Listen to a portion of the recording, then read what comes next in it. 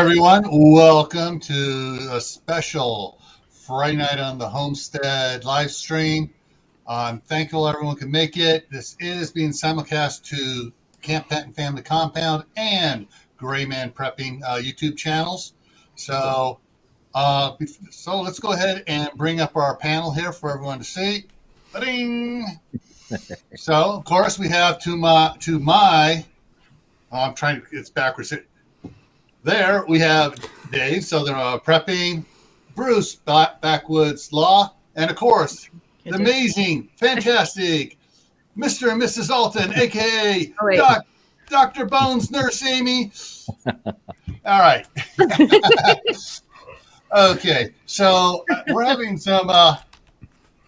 Okay, all right, good. All right, so we got that. Okay, so Dave's got that. All right. So this is a frozen. That's not free. Freezing is not a first for me. Nope, that's normal. Doing a live stream to two channels with questions and everything else is a first. And so I've got Bruce and Dave here monitoring the chat from the two separate channels. I'm also monitoring the chat. Everyone, please, no questions. You have a question, write it down, save it until we get to the point where we're going to open the chat up for questions for Doc and Amy. So before I jump in, though, I guess we got a little problem. Only see, I'm looking here to see blue key. No, I'm getting everybody from both of them in here on the StreamYard chat. Cool. Yep. Okay. All righty. So I know I was saying hi to some people. I want to go down and do a roll call here of all the our fantastic supporters and viewers out here. First one in was King Poopah. That's Dustin of Wide Family Farm. And then we got Yossi in a Simple Kitchen from Israel. Hey, Yossi. Got Blue Farm, Huga Homestead. And for those of you who don't know, Huga is Danish for fun. So that's CB at Huga Homestead. And Blue Farm, everyone's starting to talk. Good. I like it when people talk. Laura at Hedgehog Homestead is here. Al, Die Bullfrog 79. Tasha, Prep for It's in the house.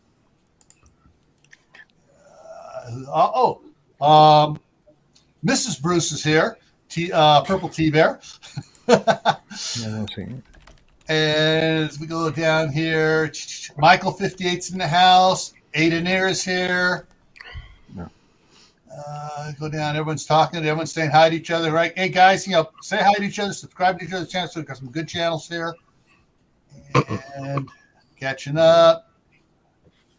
Gardener Josh is in the house. My buddy Keith Kronk is in the house. And we got... Everyone's talking. Good. I love it when everybody talks. It makes it harder for me, but it means everybody's making friends, saying hi to each other, and keeping the community going here. Remember, folks, I have the band hammer ready, and if you're not nice tonight, you will get timed out. So please play nice. Yeah. So everyone, keep an eye out for the trolls. All right. So we have. What was it? I lost it here. Oh, Prepared Bear from North Carolina is here. Welcome. And it's going to jump on me any second. Prep for it. There. Kaylin Strings in the house. Texas Rob's here. And I'm caught up. Woohoo! So yeah, we got a bunch right now, according to my other one here. We got 12 on Gray Man Prepping watching, and we got 10 on Camppatton watching.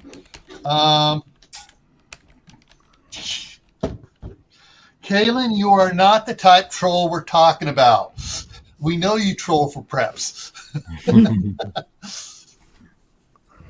All right.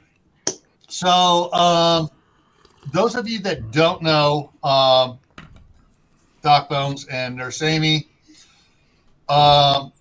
these are, if you go to their channel, YouTube channel, and their About page, they have a lot of videos that are not medical.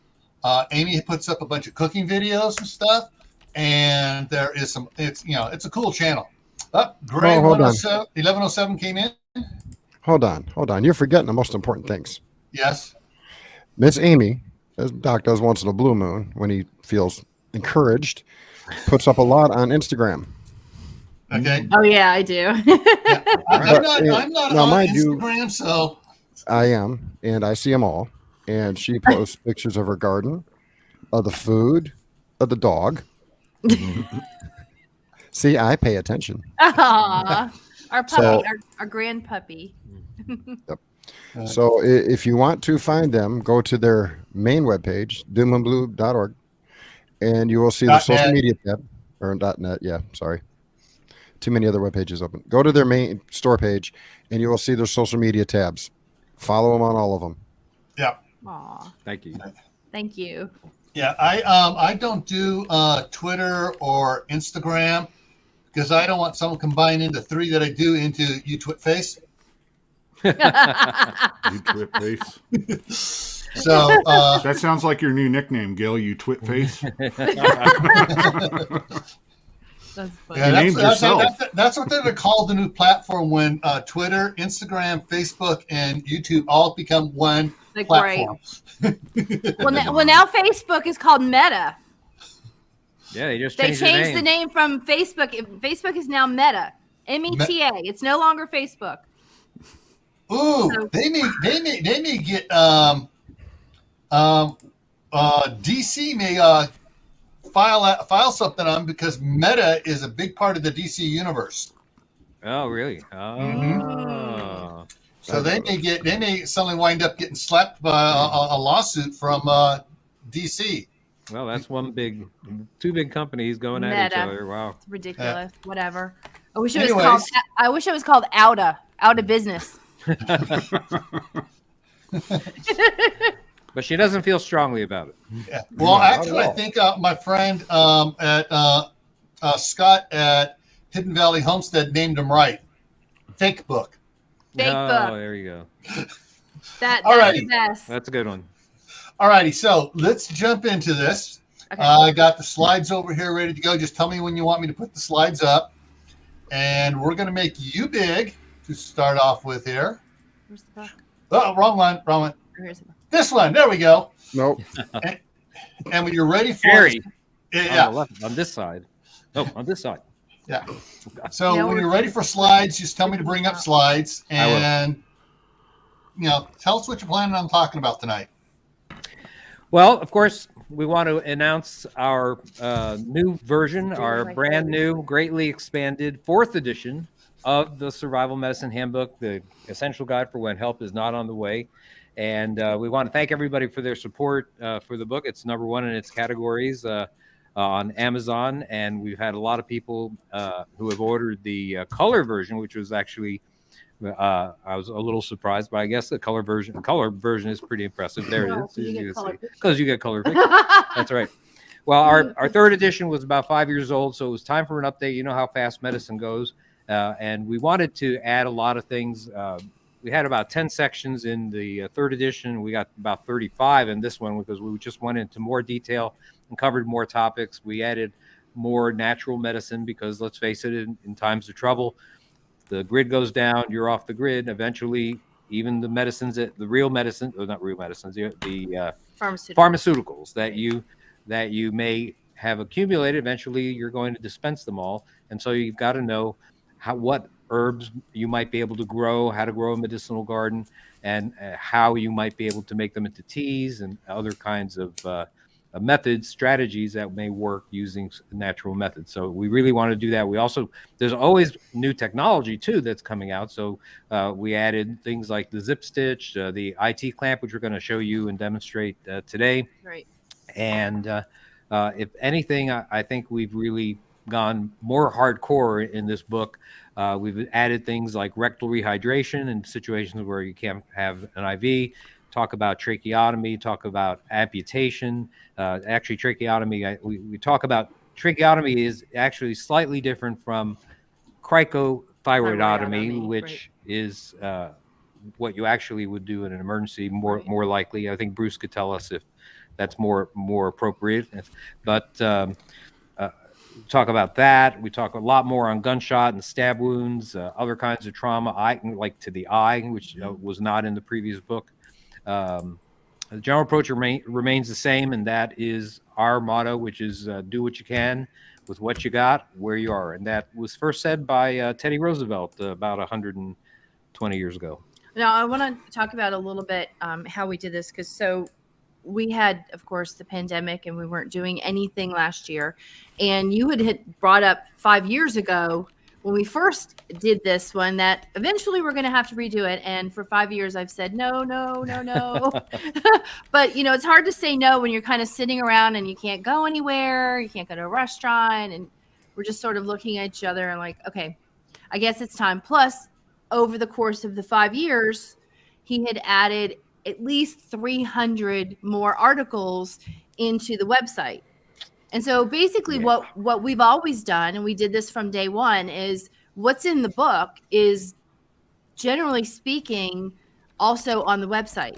So if you really wanted to hunt down all of this information, we don't hide it. It's not like we say, oh, well, here's a couple of tidbits, but all the rest of the information you're going to have to spend money on. It was never about that. It was on, let's organize this for you. Let's put it into, a cover that has chapters, and you can figure out where to get things so that you don't have to print out hundreds of pages. So it's always for us been about, we'll organize this for you. So with the extra 300 articles, we said, well, this is kind of still all over the place. If people want all the updated stuff that you've written, they're going to have to print it. And then what are they going to do with it? So it was about taking everything up into that moment and saying, okay, let's move this into the book. Now, of course, the old book was 6x9, and we looked at all of the information. We printed out all the titles of every article that you had written.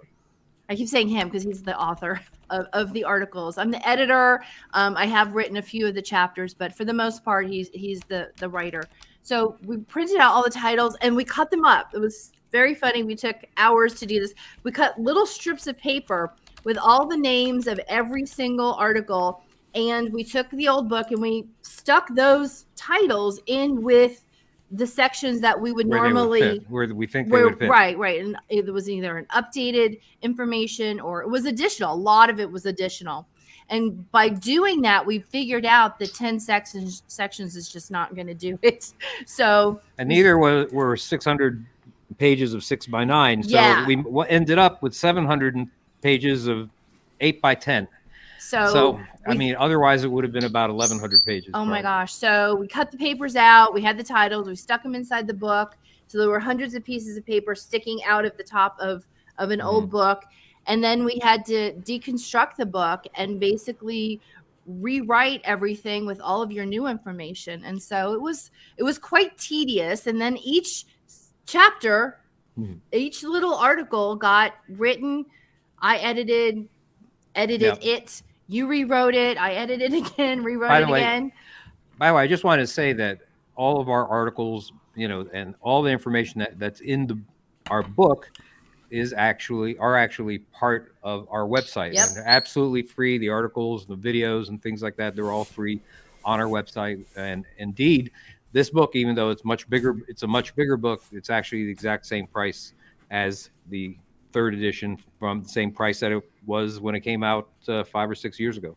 I also think a good thing we did was to reorganize the sections and the chapters. And by adding all of the extra words within the chapters and the sections, I think it's easier to find. And we kind of started from a top down. Right. So if you move through the sections, you'll find that, information about the head and the chest is before we start talking about other items. The abdomen or something. Mm-hmm. Well, okay. So Gil sent us a number of topics that, we can discuss. So one of them was, what do we think everyone needs to learn first, second, third, in that order? What would be the most important thing for a prepared person to know from a medical standpoint? And maybe you have to think about what would cause the most unavoidable deaths in survival settings. And so I think I personally think that the most likely cause of avoidable deaths is probably bad water, Mhm. poorly prepared food. Even Right. even the Bad clearest water. right, even the clearest mountain streams harbor organisms that could make you deathly ill. There's Giardia, amoebiasis, all sorts of other organisms that cause intestinal infections that lead to what? To severe dehydration. Right. And dehydration due to infection led to more deaths in the Civil War, for example, than bullets or shrapnel. So, whoop, hello, hello. Spammer. Oh, okay. Oh, I hate that. At Okay. least they tell you on Okay. the phone now. So, getting try knocked off. again. Don't worry. No problem. Don't worry. It's life. Yeah, you never know when an emergency is going to pop up like a spammer. Right. Exactly. Well, so dehydration, I think, is one of the main issues. It was what caused more deaths in the Civil War than actual combat deaths due to bullet wounds, shrapnel, things like that. And getting knocked off the grid is going to would throw us back, even today, would throw us back to the Civil War from a medical standpoint. There would be no sterile IV fluids, so learning different ways of disinfecting water, proper ways to completely cook food. That's the best way, I think, to prevent problems. And you might not consider this stuff to be medical at all, but anything that the family medic can learn that prevents illness is medical, and will save lives off the grid. So that's something that I think that's important. The family medic has to, well, learn some medicine, right? You have to learn some basics about anatomy and physiology. Anatomy is the blueprint of the body. Physiology, that's the operating manual. And in our book, we discuss step by step how to perform even things like general physical exams in a manner that would be most likely to make a diagnosis that you can take action upon. Infections, these are important because, let's face it, in situations where people are doing activities that, let's say, of daily survival after some kind of disaster, well, infections from, let's say, a cut that became infected from chopping wood for fuel, something like that, things that the average citizen isn't used to doing. Right. Well, infections that are minor can be nipped in the bud with antibiotics, for example. So maybe knowledge of antibiotic use, but not overuse, could also save lives. Now, I first wrote about them probably more than a decade ago, and we talk about them in the Survival Medicine Handbook, even more detail in our other book, Alton's Antibiotics and Infectious Disease. Now, antibiotics are prescription meds, but certain veterinary antibiotics are the exact same things, are still available without a prescription online in a number of places. And we can talk about that later. Now, of course, obviously, you need to know how to deal with trauma, especially bleeding wounds, burns, orthopedic injuries. People are going to be performing, as I said, all sorts of activities of daily survival, stuff they're not accustomed to, and that's going to lead to all sorts of injuries. As taking the example of chopping wood for fuel, that can lead to muscle sprains and cuts. Making fires leads to burns. Being on rugged trails can lead to sprains and strains. So basically, the family medic needs to know the knowledge of how to deal with all the problems that occur: stopping bleeding, splinting injuries, treating burns, and also how to give proper follow-up. And this is what's different with what we do and what we write about and what strategies we try to figure out than what they do with modern medicine. Basically, modern medicine teaches you how to stabilize wounds like this and how to get that person to a higher medical resource. Right.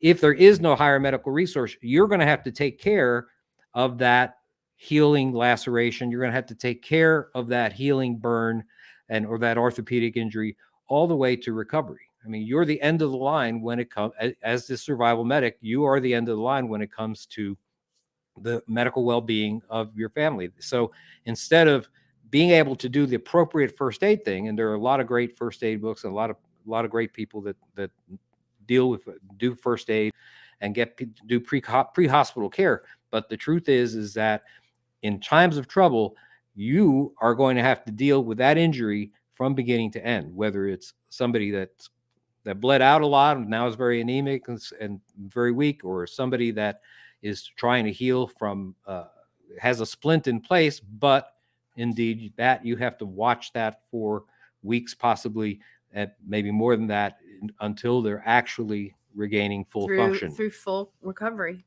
Right. So let's talk a little bit about bleeding wounds. Go ahead and put up a slide. Okay, go to the first slide. All right, there we go. Hemorrhage. Oh boy. Well, bleeding wounds, as we know, can be life-threatening, good times or bad. In Iraq and Afghanistan, 50% of soldiers killed in action died of blood loss, and half of those died within the first golden hour after being wounded. And a lot of people probably have heard of the golden hour. That's the time after which a victim's chance of survival diminishes significantly if they don't get treatment, with a threefold increase in death rate for every 30 minutes or so without care thereafter. And this is the fact that we have such a good record recently with getting injured soldiers to a medical station as soon as possible, that has helped a lot. But the thing is, if there's active bleeding and the wrong artery is severed, it could take just a few minutes for a person to bleed out and be beyond medical help. A severed femoral artery, the artery in your upper leg, can lose more than a pint of blood a minute. And with hemorrhage, well, we really should call it not the golden hour. It should be the platinum 5 minutes. And sometimes, even today in modern times, the medical personnel, emergency medical services can't get there within that period of time. And so oftentimes, whether somebody lives or dies, well, it may depend on the action of bystanders at the scene. So that's why it's important to know how to stop bleeding. So, and it's true that it's thought that at least a significant minority of deaths from hemorrhage can be prevented with quick action by those people at the scene. Now, venous bleeding, that comes out. If you need him to change the, I'll tell him. I'll tell him. If I you can go to the next slide. All right, good. Venous bleeding, most of you know, comes out dark, drains steadily from the wound. Arterial bleeding, bright red due to a higher oxygen content, and comes out in spurts that correspond usually to the pulse of the patient. As the vein and the artery usually run together, though, a serious laceration could easily have both blood vessels damaged. An average-sized human adult has about 9 to 10 pints of blood, maybe 8% of their total body weight. The effect of the body caused by blood loss. The effects on the body caused by blood loss can vary with the amount of blood loss. And the American College of Surgeons, of which I'm a fellow, recognizes 4 classes of acute hemorrhage, along with the signs and symptoms that you can expect to see. And you can see that in the slide here, that with a class 1 hemorrhage, you lost less or equal to about 15% of blood volume. That would be about 1.5 pints or 750 milliliters. So a person that can donate a pint of blood, right?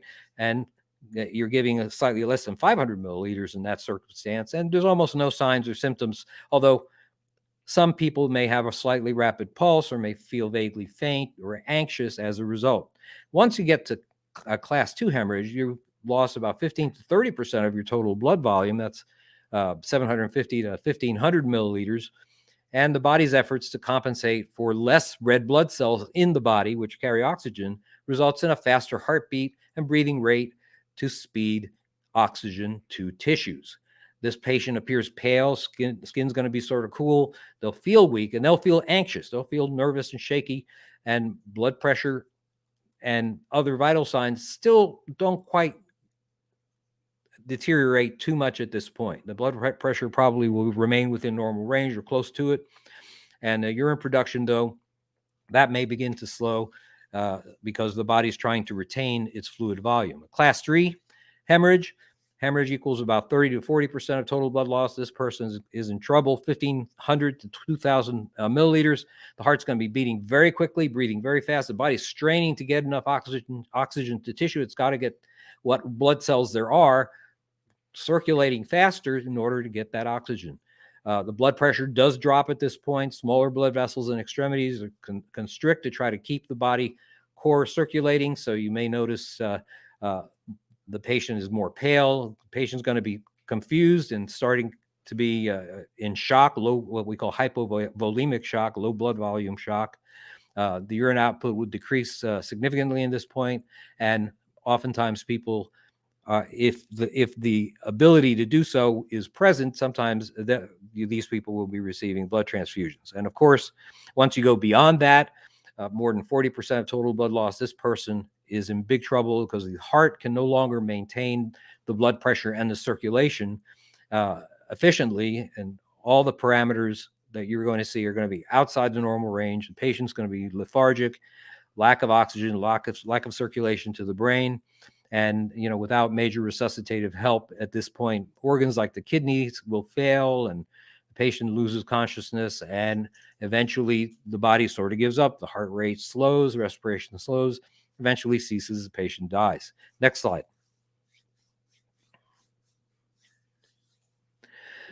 Most of the time when I'm asked to go on podcasts like this, people want to know about gunshot wounds. And I think that the important thing to know about gunshot wounds is that there's probably somebody with a gun out there, and that you, the medic, although you're going to want to do your very, very best to help that person, you have to remember that your personal safety is your highest priority. Right. Okay. The medic under fire cannot deal with people that are injured at the likely risk of losing their own life. That would be a disservice to their entire survival community if they lose the medic, and a huge hit to morale, of course, a huge hit to morale if anytime anyone in a group dies. But this is something that you definitely don't want to lose your medic.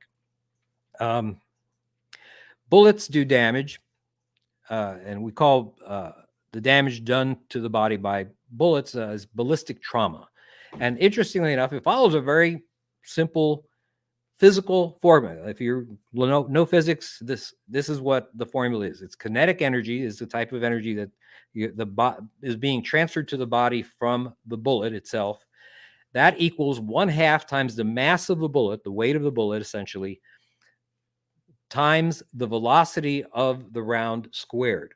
So therefore, if you just look at this, it makes sense to you that a rifle round will cause more damage than a handgun round, because a handgun round, let's say it goes at maybe 1,200 or 1,000 to 1,200 feet per second. You square that and you get a certain number. If you take a rifle round going at 3,000 feet per second, you square that, you get a much, much bigger number.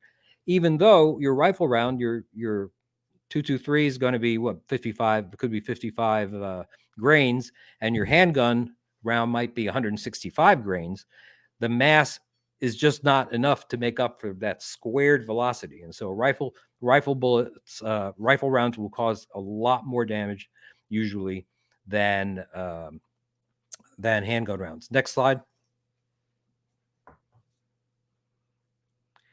Well, where there's an entry wound, there's often an exit wound. And here you see on the left, you see a very small round, could be a 22 round to the back of the head, and you see that it came out on the other side and basically made a much, much larger secondary exit wound. And we're going to talk about why that happened in just a second. The thing I want people to know is exit wounds, you must always look for an exit wound if there is an entry wound. And they're not always directly across from entry wounds. For example, if you're there and you have a gun and I charge you and in a crouch, you could shoot me around the clavicle and it might come out my rear end. Not my butthole, but my rear end. The general vicinity. We'll call it the general vicinity. I'd say if you can get it to do that, then you're a pretty good shot. Your gluteus maximus. But in other words, it is not very predictable as to where that round will come out. Right. So the position of the victim, lots of other factors make some pretty surprising results sometimes. But Doc, yeah, I remember an article about Vietnam, how the bullets, the guy would have 1, 2, 3 going in his chest. One came out the back, one came out his hip, and the other one came out from under his armpit on the other side of the body, because they go in and if they just touch a bone. Oh yeah, it goes all over the place. Well, let's hit the next slide. Like a pinball machine. Yeah, we're gonna see a couple of results there. Honey, like a pinball, right? Pinball machine. Exactly. Now, there are a number of different factors that go into the damage that's caused on the body from a bullet. And one of them is cavitation. When a bullet enters the body and imparts kinetic energy into the body, it forms two cavities. It forms a permanent cavity, and that's basically the hole in the channel that goes through the body. It is actually a permanent hole, but it forms a temporary cavitation as well. And the temporary cavitation is essentially a shock wave that is much larger than what the permanent cavity would be. And I want you to look at the graph here, which is a number of different handgun rounds that are shot into ballistic gel. And you see a very thin line that is the permanent cavity right in the middle. And then you see a shock wave, which is the temporary cavity, which is much bigger and much more irregular in appearance. And what happens is it causes damage. You can cause damage to wounds, to organs that are near, but not necessarily actually hit by the bullet itself. So that can happen to the liver. If I shot you and I was an inch away from the liver, I probably would cause damage to the liver, even though I just missed it because of the temporary cavitation. You can also see, by the way, that each of those handgun rounds goes more than 12 inches through the ballistic gel. So if you're pretty close, most likely you will have an exit wound in these cases. Also, the bullets oftentimes deform, especially hollow point rounds, which deform into this almost flower-like shape. And the purpose of that is to make a bigger permanent cavitation, and as it goes through, it makes a bigger temporary cavitation as well. Go to the next slide. Then, of course, there's fragmentation. Now, of course, a bullet can hit a bone, and what it does, the bullet itself may not fragment, but the bone will fragment. And interestingly enough, each of these bone fragments, or if the bullet itself fragments, like you see in the ballistic gel example there, each one of those has their own cavitation, permanent cavitation channel, and has their own little shock wave as they pass through. So you see that it can cause a great deal of damage. If it hits a bone, it can cause a great deal of damage if the bullet fragments, even in soft tissue. Next slide. And another thing that happens is that a bullet doesn't just go straight like this. Depending how far away you are, the bullet begins to yaw. And what it does is it begins to oscillate like this, and begins to yaw, what they call yaw. And if it goes long enough and far enough, it can actually tumble head over heels and cause a pretty impressive wound. And if that is tumbling as it's going through the body, causes a great deal of damage. Next slide. Who is this? There's a hint in the lower right. Can anybody tell me who this is? Let's see, I'm looking here. Freud. No, it's not Freud. Backwoods law. Close, though. It is Garfield. President. It's Garfield. It's President James Garfield. And James Garfield in 1881 was actually shot by an anarchist. They had anarchists there, and actually shot a number of presidents and other heads of states back in the late 19th century. Well, should you have removed the bullet on a person that has been shot? Now, in normal times, and this is one of the differences that you'll see in between modern times and what will happen in survival times. Should you remove the bullet? Now, normally the bullet is indeed removed in normal times when you have sterile technique and you have advanced surgical abilities. Back then in the 19th century, when President Garfield was shot, he had 12 of the best doctors in Washington, D.C., and they took a look at him, and back then they didn't know to put gloves on, but they did know to stick their finger in there in the permanent cavitation channel and see if they can dig out the bullet. And indeed, they weren't able to dig out the bullet, because in the lower left there, you see President Garfield's spine, and it is lodged there. And so they weren't able to remove it. But what they were able to do is to introduce all sorts of different bacteria And although President Garfield would have been paralyzed from the waist down, he would have survived this wound. Instead, because of the lack of knowledge that people had back then, he wound up dying in agony about a month later. And so what that means is that if in survival situations, if you can't easily get to a wound and you can't get to a bullet, and you can't get to it in a way that's reasonably sterile, then you probably need to leave that bullet in. Now, next slide. How about this? Should you remove the knife? Well, normally, in normal times, what happens? You do not remove the knife. What you're going to do instead is you're going to want to leave it in place because it might be stopping a blood vessel from hemorrhaging, right? Now, in normal times, you should leave it in and get that person to the next highest medical resource so that they can do that in a controlled setting. Next slide. And the way you would do it is something similar to this. You would want to stabilize that knife in place. And here's a method that Amy uses. She uses 2 pads. It could be a blanket, it could be even pillowcases, it could be anything. Yeah, those were cases. Blood stoppers, and she wraps the knife around in such a fashion that it's pretty solidly in there, and it's not going to move even with some jostling due to transportation. But in these cases, if this happened in a survival situation, and the people that were injured in that last slide came to you, basically, yes, you're going to have to remove the knife. It's there; it can't stay in there for the rest of their lives. So you have to basically transport these people, if at all possible, to where the majority of your supplies are, so you can deal with it and remove it under the most controlled setting possible. Right. Next slide. Let's see what else I have. Okay. I think this might be. Is this your part, honey? Hemostatic agents. Do you have something to show us? Yeah. Did you want me to go over this first? Oh yeah. Let's do that. Go.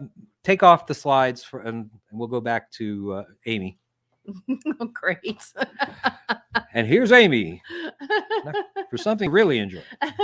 So, I mean, normally our bleeding class is a couple of hours, but I just want to quickly go over what the steps would be if you were on the street and you had to stop bleeding, and you actually had some equipment. First of all, you'd want to put on some personal protection. If you have gloves, great. If you have a mask, that would be wonderful to have. If you had a face shield, great. But the main thing would be to put on gloves. Not so much to protect yourself, because unless you have a bunch of cuts, you're not going to get infected. But it's really to protect the patient who now has an open wound. And we want to prevent infection. That is our whole goal, besides stopping the bleeding, is to prevent infection, because that's going to be the secondary thing that somebody's going to pass away from if we don't have a modern hospital situation. So put on gloves.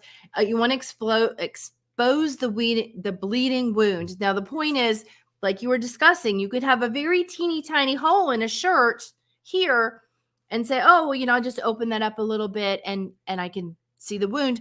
But you need to look on the other side. You need to look on both sides of this patient, top to bottom, because there might just be one that's bleeding, but there might be 2 or 3 that are kind of concealed, and the bleeding that is occurring is happening underneath the patient's body. So you really need to expose all wounds if possible. It may involve kind of stripping the patient, but at least if you know there's one, look on the front and the back for an entrance and an exit wound. Expose them, scissors, knives, whatever you can do to get the clothing off. It's easier to tear when you have scissors. Using any kind of barrier possible. If you've got a wad of gauze, it may involve a t-shirt, a sock, a pair of underwear, a bandana, anything that you can wad up and put into that wound, pushing towards the heart, is great, because most bleeding does stop with just pressure. So that's going to be your first technique. And, fingers crossed, that direct pressure, firm as hard as you can towards the bleeding blood vessel, which is going to be coming from the heart. That's how the blood comes out of the body. Push it for a few minutes. If it's clear that it is life-threatening bleeding. You've got that arterial blood that you were talking about, that bright red blood. It's just pouring out. You can see, immediately when you put firm pressure on, that whatever you used is just got soaked up. Don't sit there and wait 10 minutes when you see the blood is still coming out. You need to move on. If it's an extremity, we're going to be using a tourniquet, okay?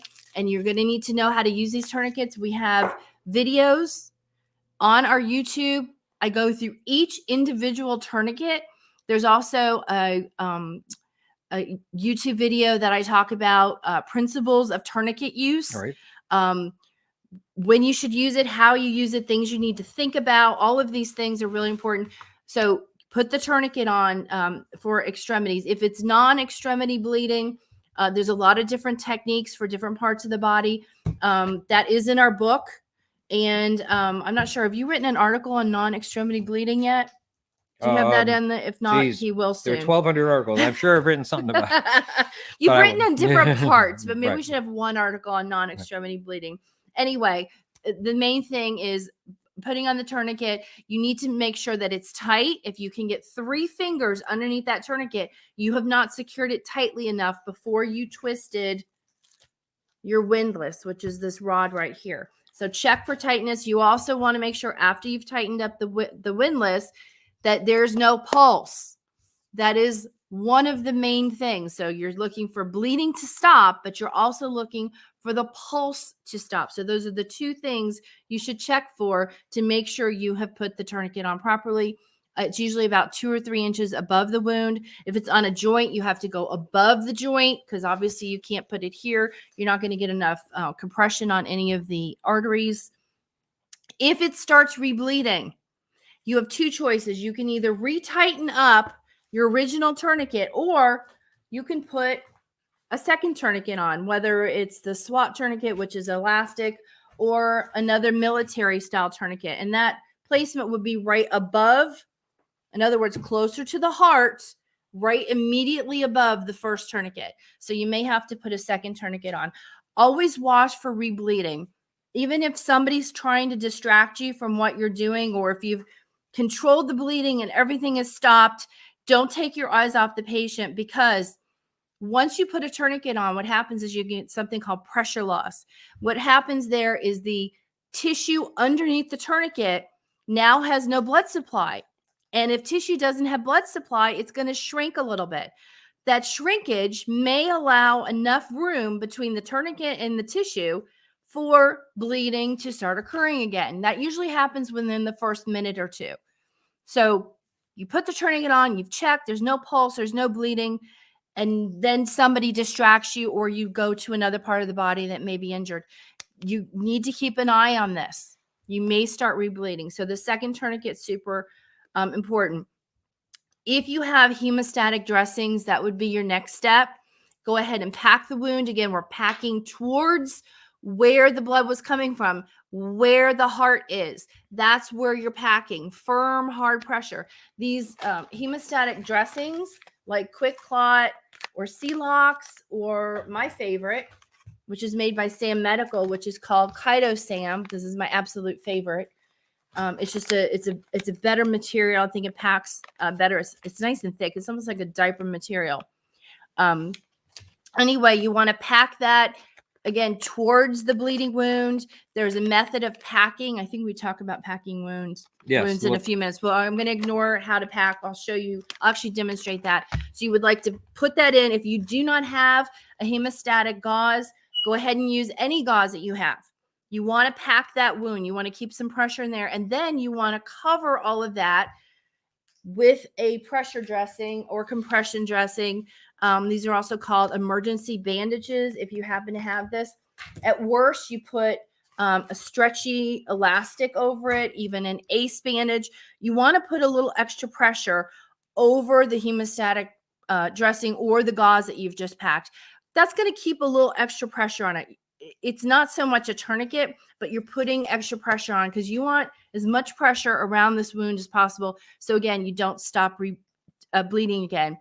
If you're going to move the patient, you need to stabilize the limb so that you don't move it during transportation. You want to cover the patient.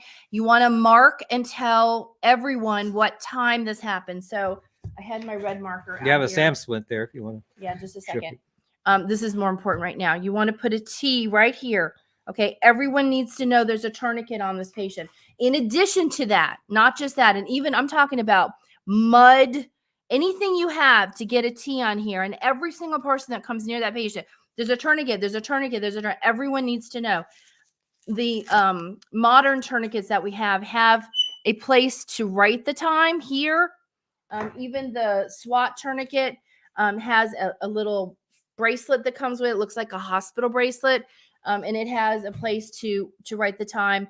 But the T, and even if you write the time on the forehead, this is important. You might even want to write it in a couple different places, because there's a time-sensitive situation when you've got a tourniquet on. Covering the patient, raising the legs 12 inches is very important. We're trying to prevent shock. You want to speak in a calm voice. Everything's going to be okay. I'm here to take care of you. The more panicked a patient gets, the more you're going to have blood pressure problems, the more you may have shock problems. You need to keep them calm. Their heart rate needs to be at the lowest it could be. You know, they start getting freaked out, they're going to pump more blood out of this wound. So keep them calm, keep them under control. And then again, stabilizing the extremity that actually had the wound would be a good thing. Try to keep the tourniquet, the SAM splint away from exactly where the wound is. So if his wound was on top of the arm, I'd like to put the SAM splint underneath. So again, I can keep eyes on where that wound is, even though I've covered it with an Israeli bandage. If you also cover it with this, that may conceal bleeding. So I can see bleeding that's coming through a compression bandage, but I may not be able to see it through a SAM splint that I've wrapped around there. So those are just your basic steps for bleeding. So I just want to add some things to that. There are going to be times when the bleeding is so obvious that it's arterial, right, and that it's life-threatening, that a tourniquet is the first course of That's action. right. I would not even go with direct pressure there if it's obvious. So that's one thing. Right. One good thing, one situation of that would be an amputation. Right. There you go. It's very unlikely you're going to be able to stop any kind of bleeding with amputation. Right. So you go straight for that tourniquet. First course of action. Now, another thing is there are circumstances where you would not expose the wound. Now, you ordinarily want to, because you want to know where the bleeding is. Because if you've been shot in the leg, for example, you want to cut the pants leg and you want to take a look and see if there's bleeding in back, where else is the bleeding coming from. But there's one situation in which you do not do that, and that's if you're under fire. If somebody's been shot and there's somebody else with a gun out there that's still shooting at you, then what you need to do is you need to take that tourniquet and you need to go high and tight, as high up on the arm or the leg as is possible. Don't worry about the clothing and do it over the clothing. Exactly. You're going as high as you can on the extremity. You're putting it on, and the person may need to put this on themselves. You're getting this on. You're strapping this over. That's the one good thing about putting this on as quickly as you can, and then you're firing again if you have to. Right. Dragging the patient out. The one good thing about the military style tourniquets is that you can put them on with one hand. The good thing about let's say a SWAT tourniquet is that you can put that on your dog's leg if you had to, or a toddler, or a 3-year-old any child's size person. Any size person. This is part of our 2-hour class. All these things you're saying. All right, so let's not do that. Okay, now other things that are important to know is that if you put on a tourniquet and it isn't hurting the victim, and it doesn't hurt a lot, you're doing it wrong. Or they're dead. They have to. I mean, please. But basically, tourniquets painful. Hurt. Very painful. If they're placed correctly. So just be aware of that. Right. Dressings, when putting dressings in, if the dressing is a hemostatic dressing and it still soaks through, you remove that dressing, you put a fresh hemostatic dressing, if you have it, on the actual bleeding wound. It has to be on the bleeding blood vessel to be effective. If you don't have hemostatic dressings, all you have is regular dressings. I talked about that.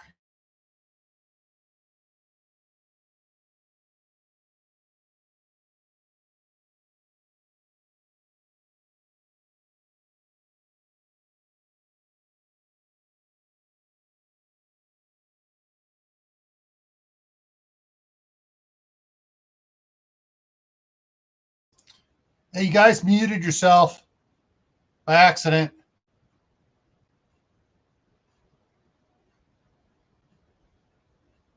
Down below at the bottom, you need to click on the unmute button, or it says mute down at the very bottom of the screen.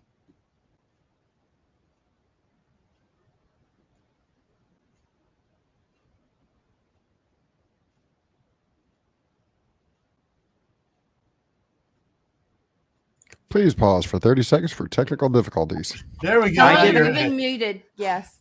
Yeah, you muted it with just when you were putting Hello? the gauze over to the How long side. have we been muted? About a minute. Okay. You're putting the gauze over to the side. No, I can't hear him. You can't hear me? We can't hear Uh-oh. you. Hold on. Let's look at this. That. Okay, audio.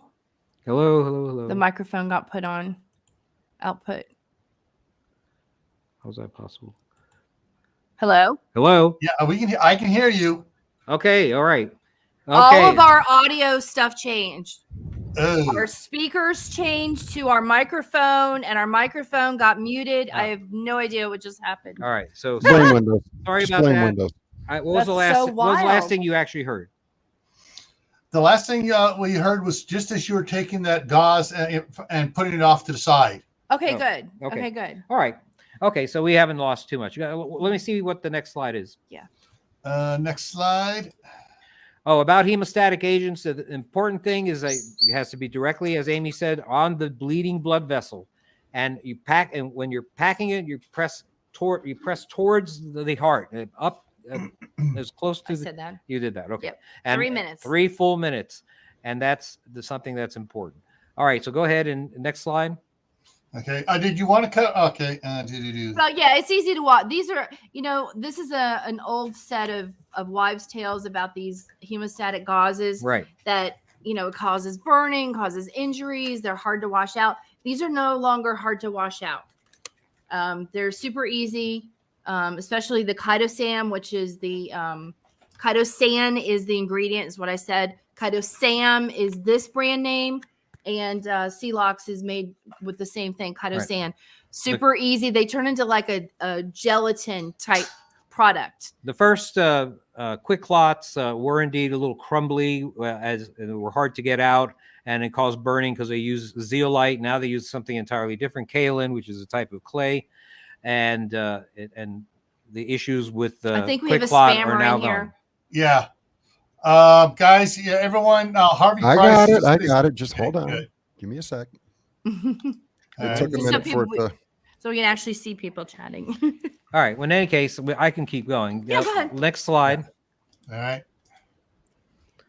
Common mistakes, things that are important to avoid is panic and hesitation. I know it's going to be difficult for you to see somebody bleeding. That's always makes people sort of jump back a little bit, but hesitation, time is your enemy. You have to act. If you're using direct pressure, you have to apply firm direct pressure, arm straight, entire torso behind the weight of the torso behind that to give enough power to that. Now, of course, some people don't apply pressure for the entire 3 minutes. You need the 3 minutes on those hemostatic dressings like Quick Clot, Celox, or chitosan to allow them to activate. Right. And hesitating to apply a tourniquet when it's necessary. Like I said, you see a lot of bleeding, then probably a good idea to go straight to the tourniquet as your first course of action. That's what the Tactical Combat Casualty Care Committee recommends. And you shouldn't loosen and retighten tourniquets over and over. That's something that you should make sure that you get that person to a area where they're in a controlled setting where the majority of your supplies are, and you can be things can be under control. What just happened there? There All we right, go. we can go to that one. Okay, go ahead. Go ahead. I was moving my mouse for something that jumped. It's fine. No problem. I'm trying to totally get this Harvey Price reported and get his name off to my guys at DHS so they can track him down and arrest him. I love that. Sick the FBI on them. Hello, lady. Maybe if he's a mom or a dad that goes to school board meetings, he'll be attacked quicker. Hello, lady. Oh, yeah. Hello, lady. All right. All right. So All right, I guess so we should get the camera down a little bit here. we're going to show you how we how do we're this. going to pack Just a tilt wound this. here. Okay, actually, that's not bad. Okay, You let had me change view here for a second. okay. There we go. Oh, awesome. Okay, so let's say this is where the blood's coming from. This is the upper arm. This is just above the elbow here. That's your bleeding wound. So this is where the blood's coming from because this is where the heart is. So you want to pack towards that. This is so backwards. I'm just not going to have to pay attention to that. All right, so you want to get it started. Let's see, let me come over here. There we go. Get it started. You don't want to take pressure off. So you're going to use one hand to push some gauze in there. Keep that finger, and then you're just going to move your thumb back into the place. So you're just taking a fold, putting that in there, and then just moving your thumb back into the place. And you'll be doing this very quickly. But while I'm moving my thumb, I'm using my fingers in here to maintain pressure. So we're never off of pressure.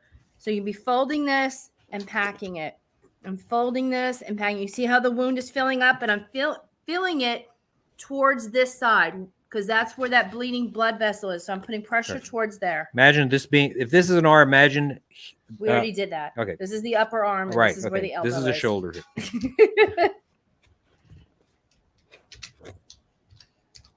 There we go. We're going to just fill this up as much as we can. I think this might actually be like the perfect size. Okay. So after we had done that, then what we would do was we would open up one of our pressure bandages, which of course is already opened up. And we would put the pad, and this is sterile when it comes out of the package. But at this point, we don't really care because all we care about is this person not bleeding. So we put that pad over it. You would wrap once around. Put that down.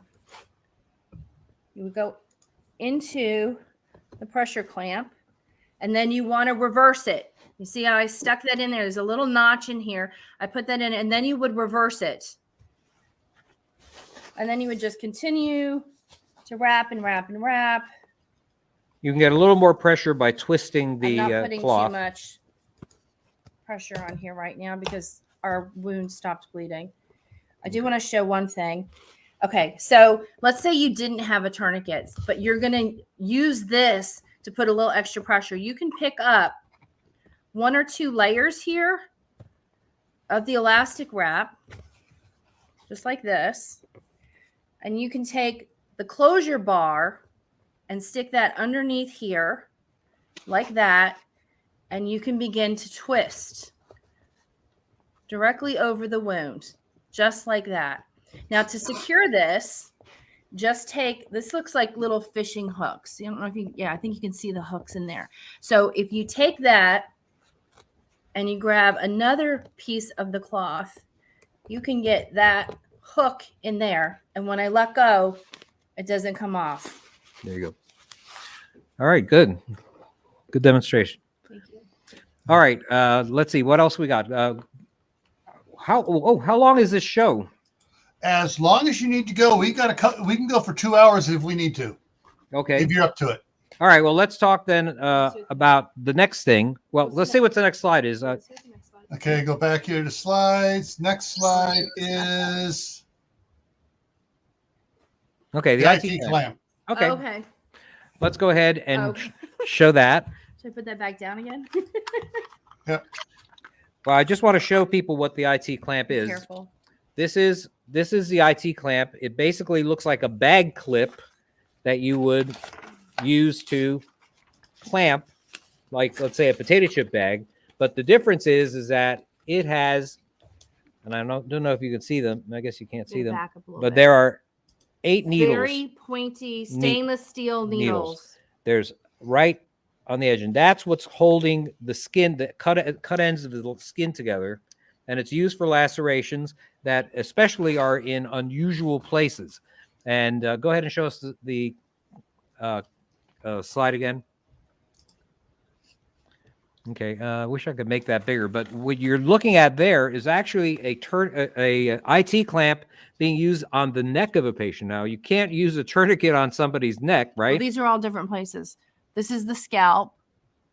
This is the face. You can put it on the This is face. the you can, neck. you can put it on This a is lot the of places. shoulder. You can put it where you can have I just want to say you can put it where a tourniquet can go, but it can go places a tourniquet can't. And let them know. Compressible zones, specifically great for scalp, neck, some extremities areas if you can't use a tourniquet or you don't have one. Underarms and groin; those are some of the better places that they've used it. Can I interrupt for just a second, please? Yes, of course. All right, moderators, we're all doing a fine job, but can we at least limit moderation to one person per channel? What we're having problems is one person is hiding it and another person is unhiding it. So folks, please let one person do the moderating. If you see it's not caught, then All right, so on prepping, let Hedgehog Homestead do the hiding from channel. And others, I've already contacted, I texted my friends over at DHS, and they're going to look into it, and they are going to go after this guy to arrest him. Oh boy! So, because he is messing with a former federal agent, and they get pissed about that. Good. So IT Clamp just came up with a new little saying that they want you to clamp it, contain it, and control it. And basically how this works is it's going on either side of the laceration edges. Now, of course, if you got a laceration this big, you're probably going to have to use 2, possibly 3 of these. So this is not good for a giant laceration. However, if you got something about this big, it's not bad. So these spikes go onto the sides of the skin. It pulls it together, okay, by clamping like this. It's easier for me to do on my I'm going to get it started here. You're going to clamp this together, pull that together, and what happens is underneath this wound, a blood clot forms. There's pressure in there because the blood can't flow out. You've basically stopped it. And what's happening is because there's a blood clot that forms underneath there, it allows the body to continue the clotting process to develop a really nice blood clot. So you're letting the body form the blood clot to stop the hemorrhaging. And it works really well. It works within just a few seconds of putting it on. There are release buttons on the side, and then you just pinch this and you could take it right off. You can readjust it if you needed to. I will say that these are areas that have a lot of space for blood to go elsewhere, like the abdomen or the chest. Yeah, that's not. These are not areas that you would use this, but that's why they call it compressible zones. Compressible zones. Compressible zones, because there needs to be some tissue underneath there or some bones, something that is compressible. If it's just hollow, again, like the abdomen, it's not going to work because the bleeding will just go elsewhere. So you need to be able to have that clot form. It stabilizes the bleeding. Your body continues the clotting process, and hopefully you stop bleeding. I actually have watched some interesting videos they showed of people just putting this on their skin. I hope they were fresh and sterile because this thing is very spiky and will hurt you. But they put it on their arms without lacerations, and they claimed that their pain level was between a 1 and a 3. So on the website for IT Clamp, the actual producers and the ones who've done the studies say that it's nearly painless. But if I've got a giant cut, I'm probably going to be less worried about these 8 tiny little spikes than I am about that huge cut that I just got, because I'm sure that's going to be a little more painful. Right. So I'd say that's diverting your attention. Yeah, you can go on YouTube and you'll see all sorts of people that have applied this to their own arms, not because they were bleeding, just to see. Just to see if it was painful. Of course, then that ruins this because this is a sterile one-time use item that is, 46 to, I've seen prices of almost $80. It's not cheap. It's a useful item, but it'd be more useful if it were less expensive and you can stockpile a lot of them. But it's interesting, and it does work in areas because if you've got bleeding in the head, you are not going to be able to put a tourniquet on. Right. Now, another topic that since we do have time that we'll talk about, since we do have time, is when should we do suturing. That was another topic that Gil had sent me. And let's talk, I mean, let's face it, it only makes common sense that you would want to close a laceration to prevent. Yes? There we go. It was just moving the slide, so it's just you speaking. Oh, okay. And then you. That you want to close a laceration to speed healing. It prevents infection in the body. Your skin is your armor, right? So any opening in your armor or is basically allowing bacteria in, and certainly can cause problems. And any skin that is two edges of skin that are not together, obviously, are going to take a longer time to heal and to fill in. So, but the thing is that you need sound judgment, not just the mechanics of how to throw a stitch. You need to know when and whether a wound should be closed. So there's a controversy with regards to this among a lot of people, but these are what my thoughts are. Lacerations, there are lots of different ways to close them. You can use sutures, you can use tapes, you can use staples, you can use medical super glues. There's a prescription version called Dermabond. And there's even you could even use industrial super glue. I mean, indeed, in countries that don't have two nickels to rub together, like let's say Cuba, well, they use super glue to close wounds. The only difference is the prescription product tolerates getting wet better than just regular old super glue. Now, after you render first stage, which includes stopping the bleeding, which we just looked at right now, removing any debris, flushing it out of the wound, you're going to have to make a decision, and you have to sort of decide, what are you trying to accomplish by closing a wound? Your goals are pretty simple. You close wounds to repair the defect in the armor, right? To eliminate what we call dead space, which is pockets of air and fluid that are under the skin that could lead to infection. And you want to promote healing. So, although in the survival situations this is not going to be as important, a well-approximated wound actually has less healing, less scarring as well. Now, it sounds like all wounds should be closed, right? But unfortunately, closing a wound that should be left open can do a lot more harm than good, and could possibly put your patient's life actually at risk. There was a young woman in Georgia who went on a zip line in the Georgia foothills, and she actually fell from the zip line, landed in a creek bed, had a big laceration on her thigh, and she was taken to the local emergency room, where, as in very rapid fashion, 22 staples were used to close that laceration. Unfortunately, the wound had been contaminated with dangerous flesh-eating bacteria, and that caused a serious infection, spread all over her body. She eventually wound up having multiple amputations, including both of her hands, and this was on an injury to her leg. So you can see the decision to close a wound should not be automatic. It should involve several considerations. And the most important of these is whether you're dealing with a clean or a dirty wound. That wound was a dirty wound. Most wounds, indeed, you'll encounter off the grid in survival situations are going to be dirty. And if you try to close them, such as, let's say, a gunshot wound, you might have sequestered bacteria, dirt, even bits of clothing into your body. And what happens is that within a short period of time, the wound may show signs of infection. An infected wound, very simple, looks red, swollen, it may be shiny, and it is warm to the touch compared to the opposite side. And in extreme cases, you may have the formation of pus. That's called an abscess, pus accumulating inside. And if the infection spreads to the bloodstream, we call that septicemia, and the victim's life is in danger. So tough. Even though it's tough to fight the urge to close a wound, you really have to realize that leaving the wound open in many cases will allow you to look at the wound, to see what it looks like, clean the inside frequently, and observe the healing process. And it allows inflammatory fluid to also drain out of the body. Scar isn't as pretty, but it might be the safest option in a lot of cases.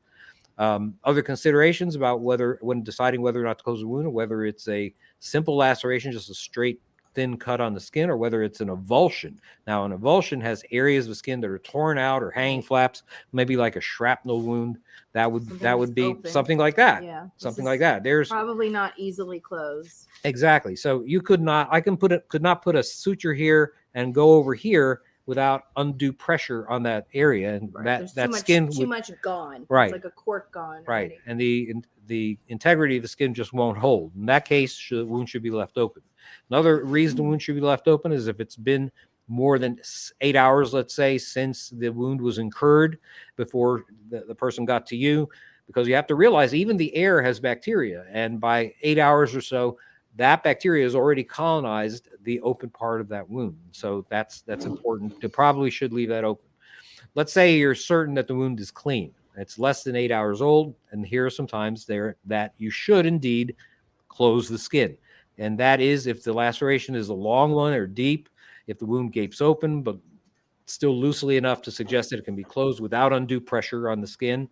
And the exception on these, by the way, even if it meets those two criteria, if it's a puncture wound from an animal bite, I would not close that, and at least in survival settings, because animal bites are loaded with bacteria, should be kept open, especially off the grid. Now, if the wound is located over a joint, a moving part, such as the knee, let's say, or the elbow, that constantly stresses an open wound and would prevent it from ever closing on its own. So you need to close that usually with sutures or staples. It's important to realize that you only have a limited supply of staples and sutures, however, so you got to feel free to mix different closure methods. You can alternate sutures and steri strips, let's say, or butterfly closures.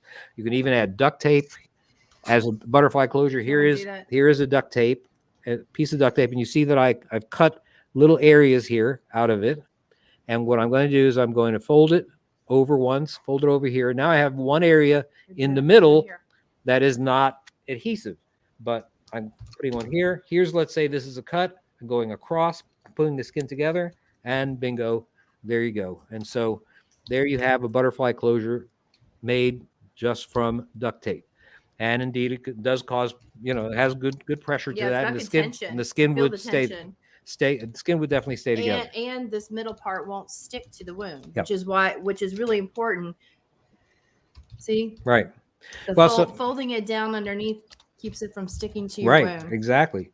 So you'd be surprised what actually qualifies as a medical supply when the chips are down. Yeah. Now, of course. Wait, I just want to say one thing. If you happen to have a benzoin tincture, that would be great to put on the skin to help the tapes hold on. That's good either if you're using steri strips or any kind of tape. Right. It just helps it stick better, especially when you're trying to, bathe somebody, or if it's raining and it's going to get wet, or even sweaty. Right. Sweat will help tapes come off faster than you want them to. Right. Now, you can choose to wait 48 to 72 hours if you're not sure whether you want to close a wound or not. You can, to make sure that no signs of infection develop. We call that a delayed closure. That is a thing.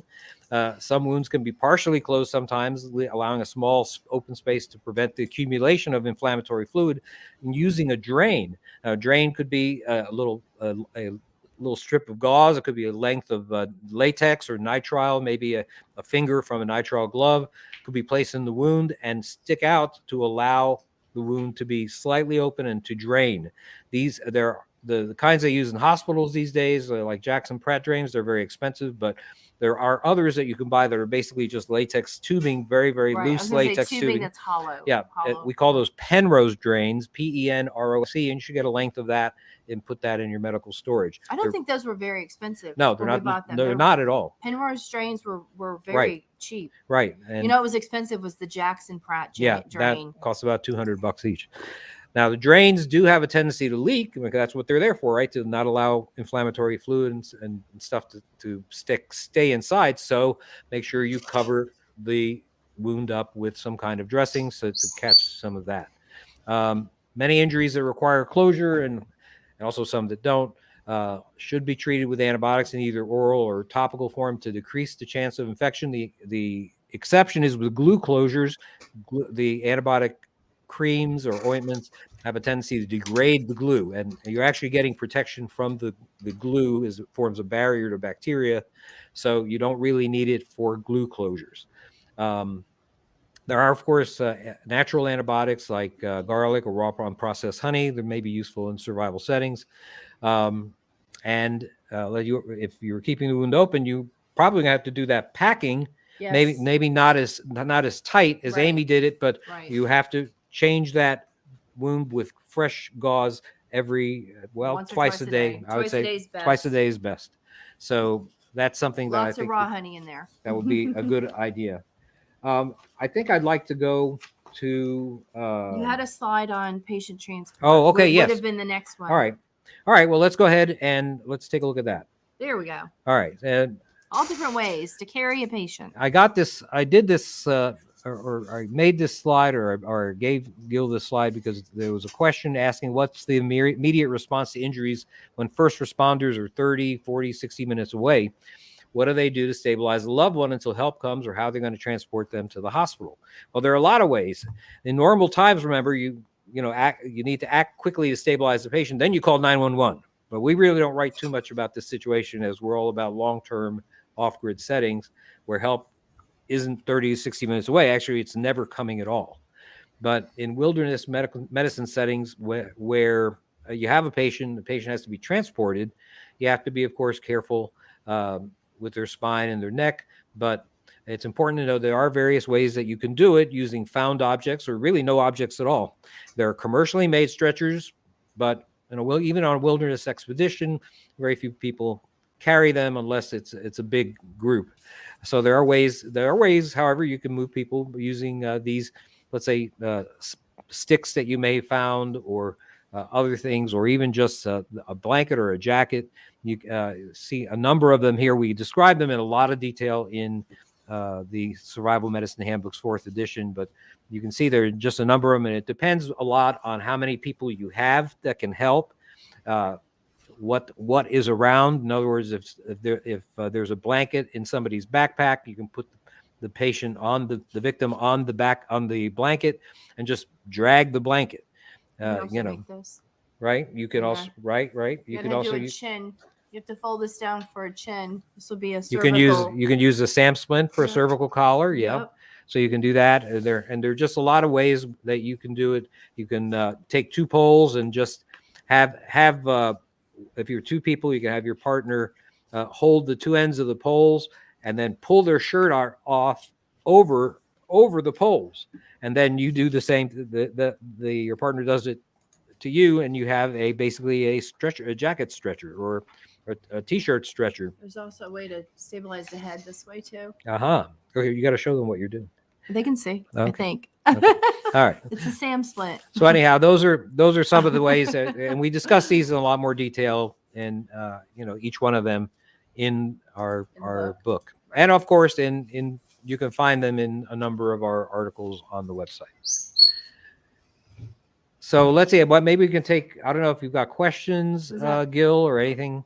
All right, we have a couple questions here that have come in already that Dave was able to record for me. So let me get to the private chat and pull those up. The first one was, what is the best way? And actually, you wind up addressing this already. What was the best way to stop bleeding and/or repair major artery if needed? So this was way in the beginning. They asked that, so you covered that. The second question here that someone jumped in early with was, how do you know when you should put a drainage tube there? How do you know when you should put a drainage tube into a wound? Okay. So that was the question. Yeah. All right. So basically, if I have if let's say nobody had seen this person get injured, didn't know the circumstances under which the person was injured, if I feel that it's clean enough, but I'd like to see what happens over the next couple of days, I would possibly consider doing a partial closure and then placing a drain in, and at that point, keep the drain in for a couple of days and see if the wound turns red or becomes very hot. I mean, when I say red, I mean a spreading redness. Right. I mean the edges of the wound, the very edges could be red as we go on. But, Can I add something to that, Doc? Yeah. Real quick. Having been somebody who actually wound up having a severe adverse reaction and severely infected to the point, one of the signs to look for if it's somebody you haven't seen for a while and they're just coming in and they're really weak, complaining about blurred vision, look at the blood vessels, especially near the eyes. If they have a severe infection, the skin around the eyes will be extremely bloodshot. You'll be able to see the blood veins very well. And around the injury, the blood veins themselves will be an extremely bright colored red, and not from the color of blood. It's because of the color of the infection. So kind of keep an eye out for that too. If you're triaging somebody for the first time after, they said, hey, I got this cut several days ago, then double check around the area for spreading red lines. Right. And you know what? Right. What's useful is a Sharpie or a felt marker so that you can actually measure Right. or make a little circumferential map around where the redness is and see what happens every day. Now, if things are spreading, then you've got a real problem on your hands. If things are, if the redness is slowly going away, that you're healing. We did that. My dad got a snake bite recently and refused to go to the hospital. Yeah. And we had him draw around it to see if it was moving at all, because he had to go to the hospital immediately if that happened. Yeah. Okay, and so there was one other question that Bruce kind of covered it, but I'm sure Doc would love to cover this one. What's your theories on using a tampon for closing a wound? Tactical tampons, absolutely. How come men get to talk about this and not me? Absolutely the wrong thing to do. You'll hear anecdotal stories that are, even some people say they're, the medic said that they placed a tampon in a bullet wound and things were hunky-dory. Well, the truth is that there are people like me in the field hospital, and we have to deal with that tampon. What happens with that tampon is that plugs up that hole, but that doesn't stop the blood from going elsewhere in the body. It just finds another route. It could go out the exit wound. It can go out. It could just accumulate in, let's say, the abdomen or things like that. And so success stories in this field that you may have heard with regards to tactical tampons are basically nightmares for the surgeons that have to deal with the wounds afterwards, because indeed there's blood going somewhere. We actually did a video once in which we took a tampon and we dipped it in some colored water, and it can handle maybe about 10 or 12 cc's of blood, and the rest of it, it doesn't provide any significant pressure.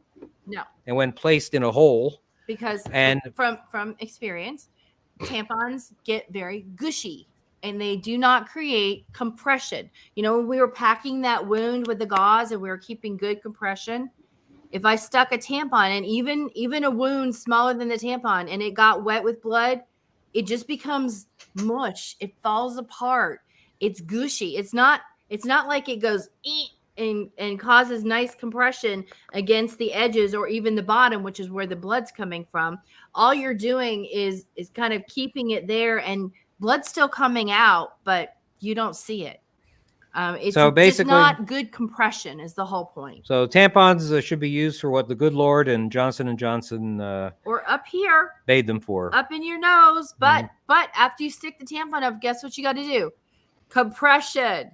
Because basically you're utilizing the tampon as gauze, and you could do the same thing with rolling up some gauze and sticking it up there or whatever you have, or some kind of material. You still have to create compression, because compression is what's going to help you stop this bleeding. You have to have the right size nostril, I guess. Right. And you look down when you do it. Anyway. Okay.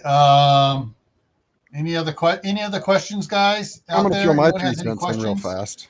Huh? If you plan on being prepared, if you're going to take and buy Doc Bones and Nursami's book, which I highly recommend, having owned all their books, make sure you have a supply bag capable. He's got the big stomp bag. Make sure you have a bag full of all the supplies, including stuff that you might not personally be able to use. Now, I'm not a surgeon, but I have a surgeon's kit in there. So if I'm somewhere and I get to a place and there is a medic trained on staff that needs the kit, I can say, here, I have one. It will help them out and may save somebody else's life. Something I plan on adding is a dental kit. Can I personally use it? No. But I may run into somebody who can use it, which may help save somebody's life. That's why you prepare for most everything. You will be prepared for most anything. There you go. Were there any other slides that we missed? Yes, there's one slide left. The kit. And let me bring that up. Oh, okay. Amy? Speaking of kids. So I think the thing we did first ever was we made these DVDs. We started with one of them. it's in very small print, but it's the survival medicine one. I think it's my green one. Anyway, we just redid that one. Literally what, 6 months ago, 4 months ago? Yeah. That had been the way it was for 11 years. It was the very first thing we ever did, because he did a speech. He did a presentation at a Dallas prepper conference in, I believe it was May of 2011. Yes. Oh, wow. 10 or yeah. 11. A long time ago. Very long time ago. But anyway, people were nice, and they came up to us and they said, you know, do you have those slides? Can we take this home? And I'm like, I never thought of this. So we made that first DVD. And then we started teaching suture and staple classes. Of course, people wanted to have that class also. We just reshot all of those videos earlier this year. And so that one's brand new also. And we included a couple of extra shots in there, a couple of extra videos. One was how to open up a sterile field and put on your gloves and your sterile items. The other one was prepping the patient. So those were 2 new videos added. And then we reshot the how to suture and how to staple videos also. The I how still to have to suture, pick those up. the how to suture, how to staple, the suture sterile field, and how to prep the patient are all on YouTube. Again, like, you know, we put stuff out there. Those are all on YouTube. The only thing that's not on YouTube in that particular presentation, which is now only on a USB, because most people don't have DVD players anymore. And these DVD files don't work on different DVD players, because this file works on this one. And anyway, it just got to be too frustrating.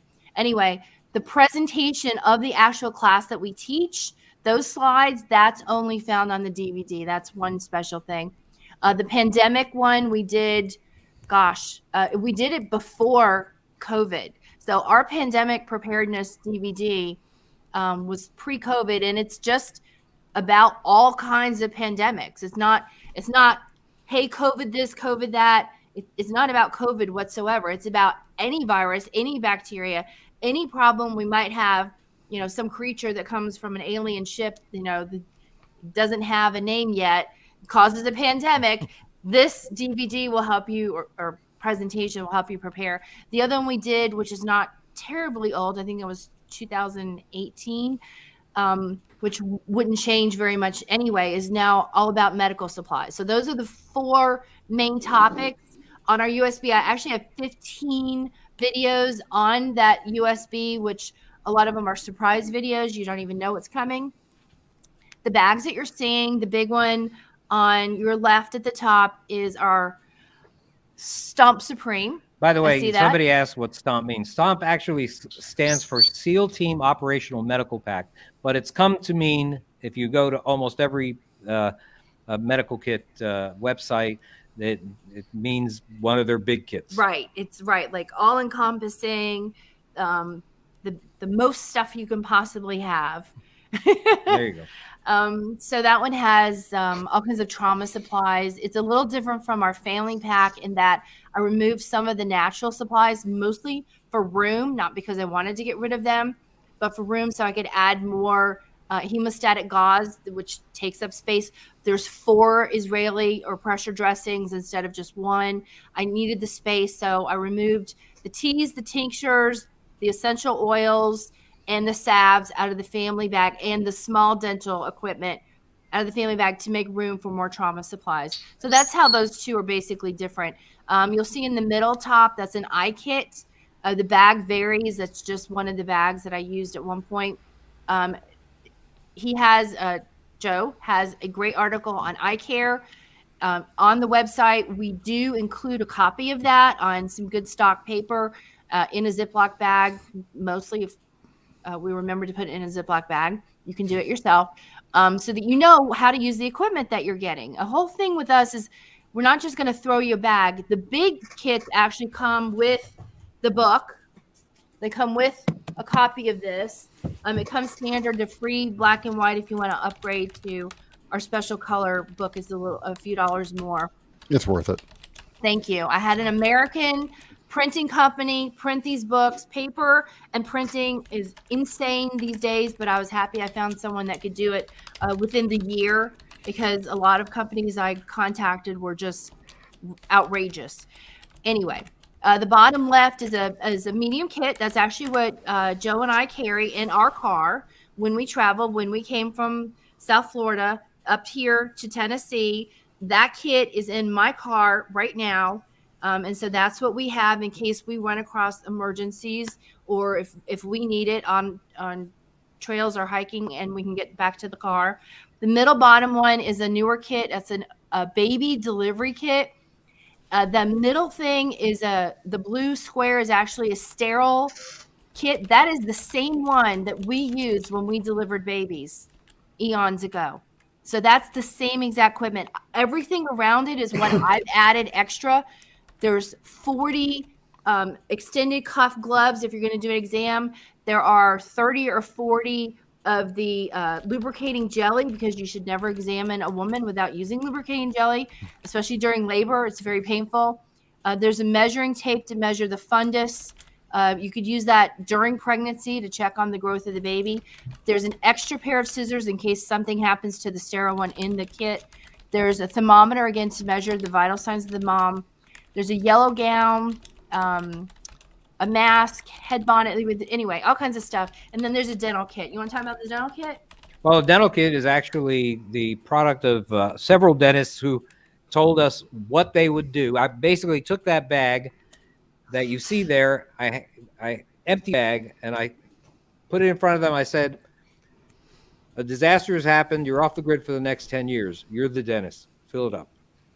And so basically, this is essentially a conglomeration of what they told me to put in the bag. And it's 5 different extractors, because 90% of dental emergencies and survival situations are going to be treated with extraction. And we give you a book that tells you exactly how to deal with that, and how to remove teeth, how to fix broken teeth that are knocked out, dental abscesses, how to make temporary fillings. Yep. You get a free copy of Where There Is No Dentist. Yep. And all sorts of dental material, and it's really one of the most popular kits that we have. So that's what. I'm since this is the last slide, I want to do a little thing of my own here and switch out of that. So I'm going to escape out of that, drop that down, and so this is their website. And this is on for the medic. As you can see here, the highlighted in blue here. This is the medical first aid dental called grab and go kits. There's 4 pages here. So, you got minor surgery kits. You got their 3 new educational 3-pack books there. I have all the books. I just need to get the USB.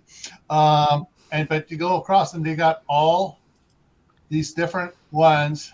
And there's different levels of some of these kits. There's the dental grab and go kit, the car first aid car grab and go kit, large Stomp Supreme. But the stuff they have in here is not the cheap Walmart stuff. This is the good stuff that you want to have. The brand name stuff. Yeah. And so, I mean, here's your gunshot wound grab and go kit, and there you go. First aid wound surgical kit. There's been, so there's a lot of kits they have here, a lot of information that's scalable for you. So you want to just get the little first one, and you work your way up, and start building yourself, using them to get yourself better stuff there, as from the little small one to the good one, you can do that. But yeah, there's a lot of stuff to look at. And then there's all these categories over here, different things to look at. You can get empty bags.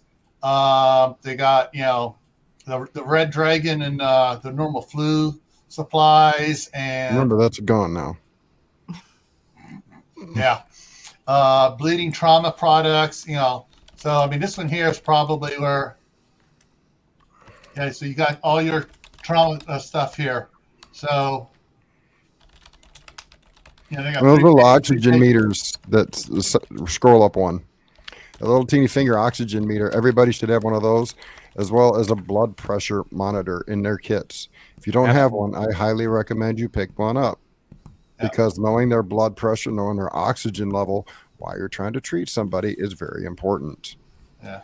The other thing is those needle decompressions for the chest. Do not try that unless you've been trained how to do it, because there is a subclavian artery that you can hit. And if you hit that, you're going to cause somebody to bleed out very quickly. So don't try doing chest decompression if you don't know how to do it and haven't been trained by either an ER doc or a medic, okay? Also, go back to page 1. I want to just show you something that's really handy. Even if you have been trained, people will be nervous. Go down, see that yellow thing? That's a Thoracite. Have you seen that? That's brand new. That, Bruce? That's from Sam Medical, who makes the Sam splints. What they had us do when we were training how to do it was you would take the package and put it on their chest and split it into 4s with your marker. But that's similar to that. So I understand what that's going for. Yeah. It's just not, everyone's nervous. Even if you've been trained in something, you're still going to be nervous. It's just, especially if it's a loved one that's hurt. Right. I mean, if Joe gets hurt and he's bleeding, even though I've done this so much, it's going to still freak me out. Yeah, working on a loved one always screws with your mind. Yeah, it's very scary. It's true. To even think about it. Hey, Grammy. Yeah. So there are, the website doomandbloom.net, and then you click on store. Of course, when you just do main Google, you do doomandbloom.net, you have the choice to just go right to the store right away. But yeah, they got a lot of stuff, and I'm going to drop back here. I want to, just for those here that have had the 3rd edition. See if I can get it to go there. All right, this is just the right. This is the. You have your option to upgrade. Yeah, that's the book. It's color and black and white. When you go on that product, It'll ask you which one you have the choice. But there was here's the one I was looking for. Oh, that's the old one. No. I'm sorry. Dent and scratch sale for the color version. Yes. Yeah, the printer, the palette. One of the palettes came and it looked like a horse kicked it, and so there was there's nothing wrong with the book. It just had a little dent, like in the papers, and then some of them had like a little, almost looked like a little scratch across it. It was my fault. I was trying to get a sneak peek, and I wasn't very careful. We don't like to send imperfect things, so I figured, well, I might as well just give it a discount. Yeah. So you might get your scratch and dent book and say, what were they talking about? There's no scratch and dent. Yeah. So, so there, if you don't want, if you're on a little bit of a budget, you want it, but you want to spend the full price, here's your opportunity, folks. Yeah, I only have a handful. Yeah. Get it now while it's still hot. As mine says here, it says number 18 of 500 of the one you sent me. So I looked at mine. Oh, I've been perusing through this several times here, just going, I'm going to get a headache trying to study all this. Oh, I'm 8 of 500. Wow. And I've already written 500 of 500. That's sitting in our office right now. So there's not a lot of those left. Not too many. When those are all gone, are you thinking of doing another 500? I did. I've already ordered, but I don't think I'm gonna number those because okay. I want to make these special. These were special. So this is it. Numbered is numbered. And they have, and I think they have a little note from us to you guys personally. Yes. Oh yeah. I mean, I love the. If I get there's the autograph and the note and everything else. So, yeah, we wanted. I'm sorry. I've been more concerned lately about trying to get one sent off to another country. So. Right. That was wonderful. That you did that. Absolutely. Okay. Well, like I said, I sent the black and white one of this to my pastor. So they've got one up there, and he's sending the 3rd edition, which I've annotated in a few places. So they'll have at least the 3rd edition over in the Philippines. Yeah. That's really nice. That's beautiful. Now, I'm a practical joker at times. Uh-oh. Yeah, you try. And what season is it right now? Yeah. Fall. Oh. Autumn. No. What? What's in 2 days? The biggest, for me, the biggest holiday of the year. Halloween. Halloween. Yeah. So basically, I was kind of wondering what you could do about this. Ow. Well, Immediate tourniquet. Well, we Put can- it on ice. we could always use it for parts. Oh, It makes a great back scratcher, though. That's awesome. No, I need one of that's when those. one of these kinds to creep in the picture. You know, you kind of Yeah. it's too late, buddy. I'm sorry. Yeah, I pulled this out on one of Courtney's lives one time. I was there, and I was kind of going like this, you know, and she going, "What's wrong with your finger?" I go, "What's wrong? What finger?" And she goes, "What do you want with your nose?" I go, "Oh, I don't know what's wrong with it." Can you diagnose this Lord. for me, doctor? That's funny. Yeah. So, and actually, believe it or not, our CERT program back in California picked up a bunch of these from the spirit store after Halloween. They got it for like 75% off. And what they were doing, either for practicing, you know, putting wrappings on and Right. stuff, so they Right. can practice doing the stuff like that. Yep. It's useful. All that you need to do is get a good moulage artist, and they'll really freak out. Oh, yeah. Yeah. Oh, we actually had someone from the Diablo Valley College Theater Group. A couple of them came over for the one, and they our new trainees that were going. This was their drill process for graduation. They went into the one room. I mean, they had cuts on the side of the face and everything. They did up all the makeup and Wow. stuff, and you know. And it was like, yeah, all right, here's what happened. The glass on the front of the cafeteria, there was a gas explosion down the street, but it blew all the glass in on all the students. That was the scenario for the cafeteria. Wow. Wow. So all And the they had about 15, 20 students in there that had come in. They were just all excited about getting the goop all over themselves. And the thing is, at least 5 of them refused to get cleaned up. They wanted to go home and show their parents. Oh, that's funny. No, they wanted to. You would have got your freak their butt parents kicked, out. Bill. That was No. Yeah, they say, hey, our parents know they want to see it, so I want to go down home and Okay. show them. And so we made them call their parents and tell them that they were coming home made up like they were in an accident. So the parents knew what was going on. But No panic. I'm not stupid. I'm not going to let them go driving me out. No. But yeah. Moms don't need to see stuff like that. We worry enough. There was one other question brought up about when I brought my bag up about carrying bags during a bug out situation. First and foremost, bugging out is the absolute last resort. Yep. You stay where you're at as long as absolutely possible, and then another day or two before you have to bug out. If you have to bug out, medical supplies, food, water, and shelter. Mhm. Clothing you can find along the way if necessary. So you limit the number of bags you're going to take. So you either find a horse or use carts. Make sure that if you have to traverse in the winter, you have a way to put skis down instead of the wheels. Skis Nice. will make traversing in the wintertime 10 times easier. Yep. So you plan these things out. You figure, okay, if I have to go, and that medical bag weighs 37 pounds, it's not something I want to put on my back. It's going to sit in the cart, where my bug out bag is 23 pounds. It has nothing but shelter, cooking utensils, some food, and a pair of socks. I have another bag with clothes in it. Same with Charles. His bag carries shelter, some stuff for cooking with, even though I'm the one cooking, but it's his utensils. I've separated it, so his bag is 15 pounds, less than 20% of his current body weight. Everything else goes into a cart or on the back of a horse. Mm-hmm. I want to tag on to the part about bugging out. What you should do is have plans ahead of time for just about anything. It's just have a family evening, make plans about something. But when it comes, if you ever think that you might be bugging out, well, plan ahead. Where are you going to go? Have a plan beforehand. Where are you going to go? If is this a regional disaster?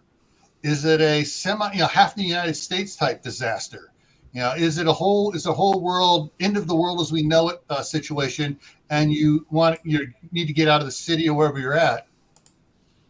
Have ahead of time a plan where you are going to go. Preferably a place where you know people already, cousins, high school friends, somewhere you know people. And this, we're going to go from Orlando, and we're heading up to Buchanan, West Virginia, because we got a second cousin up there. We're good friends with them. We send Christmas cards every year. All right. That then becomes what's known as your safe haven. Where are you going to go to? And for something like that, you can also, if that is a relative, something that you're going to be dealing with, and you are, on communications with them constantly, take a vacation trip up there with a couple of totes of clothing and other stuff, and store it in their attic. Okay, and they'll probably do just quick. the opposite, vice versa. Store stuff back and forth. So if it's regional, you each have someplace else to go. Okay, quite a while back, I actually produced a video on inch bags. The I'm Never Coming Home bag. I just dropped a link into both both channels. Mm-hmm. So you can go back and watch that. This is my personal take on an inch bag or the bug out bag. Inch bag is I'm never coming home, which is what a bug out bag is in essence. It's just usually, don't look at the pictures on the internet with this person carrying a 500-pound bag on a 120-pound person. It doesn't exist in reality. They made us do it in the Army. Come on, Dave. I am not reliving that miserable ordeal of a 12-mile forced march with a bag that weighed more than I did at the time. Jeez. That's horrible. Yeah, I weighed 79 pounds when I went in the military at 6'6". Wow. It's horrible. Yeah. And it is 80-pound bag, 12-mile forced march. That was beautiful. You'll never have to prove your fortitude in any other way. I didn't make the full 12 miles the first time through. My body said enough of this. I wound up having a heat stroke about mile 8. Oh my gosh. So ever since then, and some folks, if you've had a heat stroke, it's something that will stick with you for life. So you have to be mindful of that as well. And for those that are still in here, I just want to give a quick update here on something. The reason why, for my Camppatton Family Compound channel, I resurrected Gray Man Prepping, which I had 8 years ago. And I'm basically all my prepping stuff that's new, I'm doing over here. I'm still leaving the other prepping stuff that I had from last year and the year before over on Camppatton Family Compound, because it's some of it's getting lots of hits and stuff. But over here on Gray Man Prepping, I have one of my playlists is called Prepping for Beginners. And I got a lot more videos to put in here, but the first one is Why Should I Prep? Is it too late? But videos 3, 4, and 5, or actually video 3, part A, B, and C, is planning for emergencies. This is part of a presentation I did as a representative of Homeland Security when I would go out to emergency preparedness fairs and give an hour and a half presentation to people on how to do plans and stuff. So if you're just starting, if you're thinking, all right, I've been gathering stuff up, but I need to really get into it. Those 3 videos there, Planning for Emergencies, Part A, Part B, and Part C, are probably a good starting point to get you in and focused on what you need to be doing.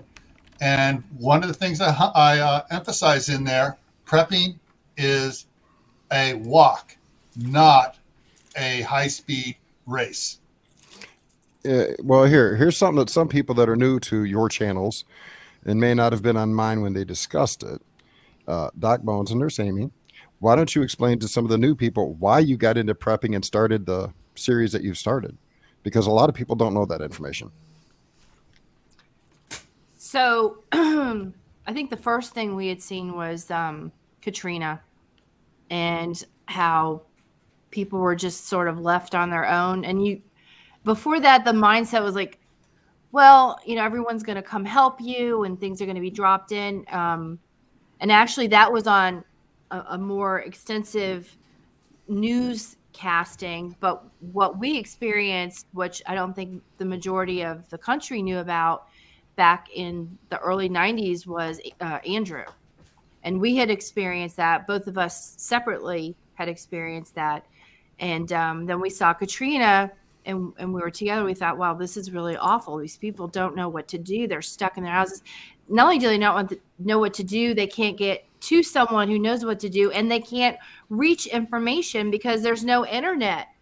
All they had was books, if they happen to have, dry books. Anyway, so we thought about that, and we started kind of preparing ourselves, and then a flu came through. Was it the bird flu? Swine flu. Swine flu.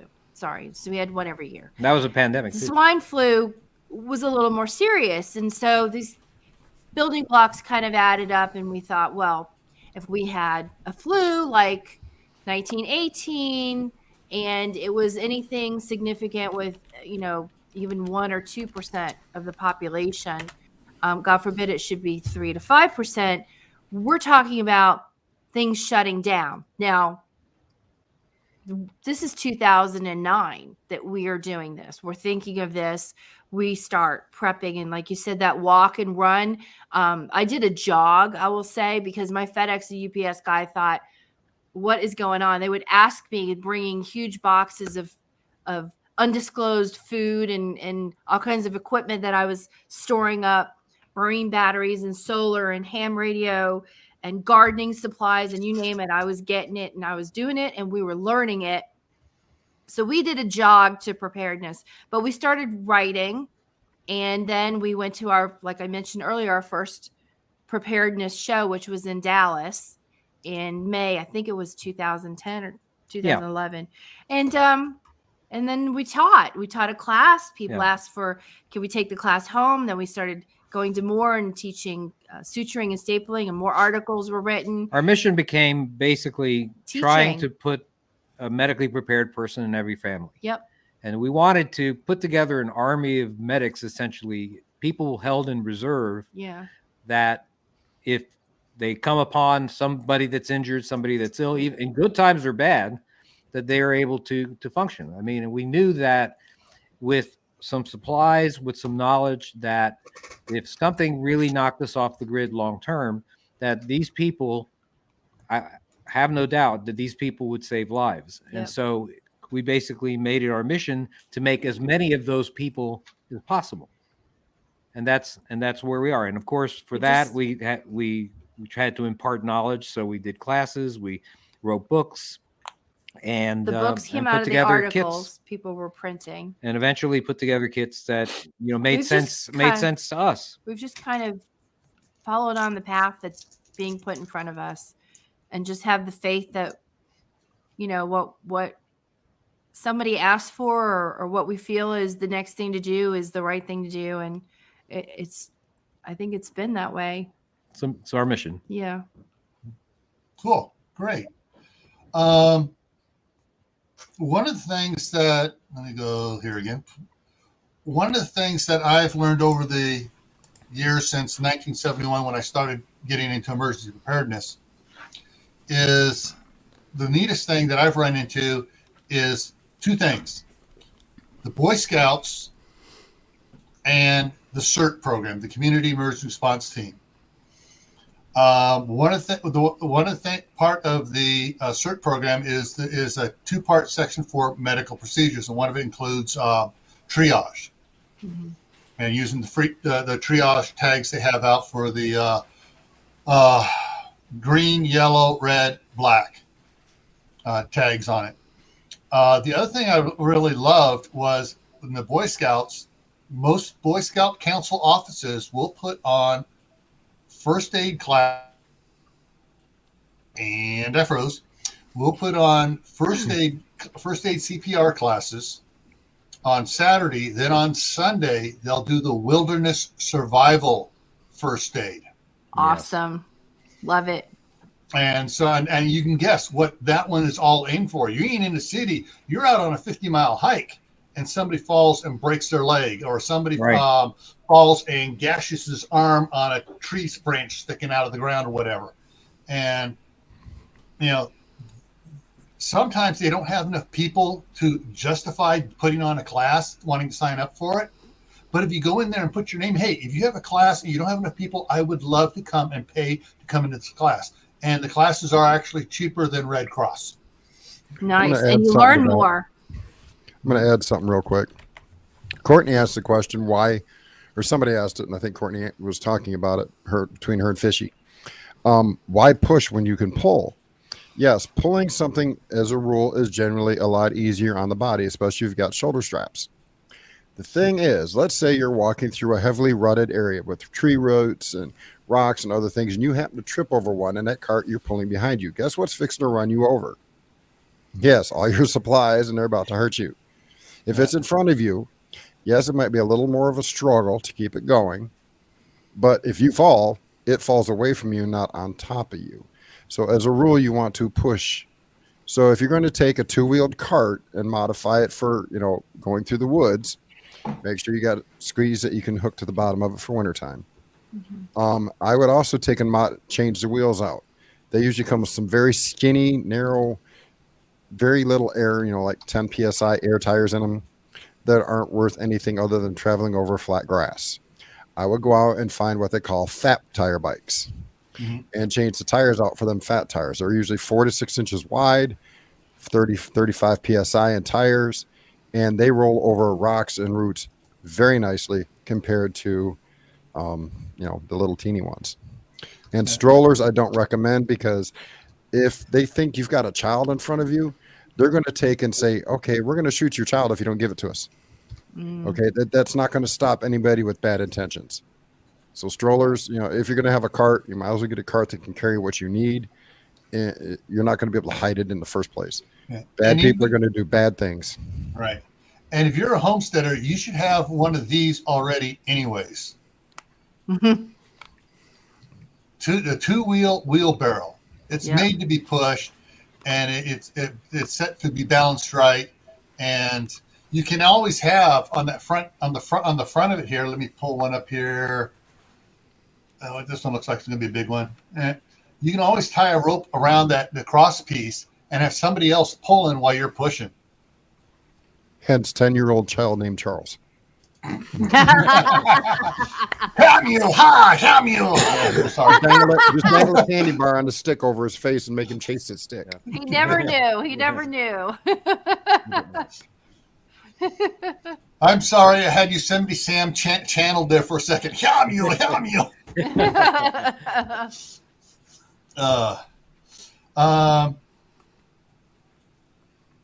You can hide your tracks. You can't hide pull cart tracks.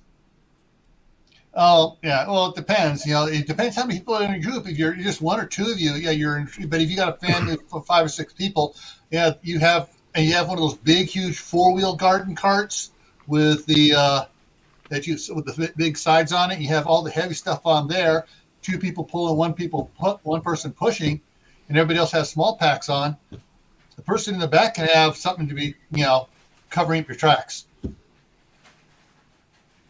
Let's see. Yeah.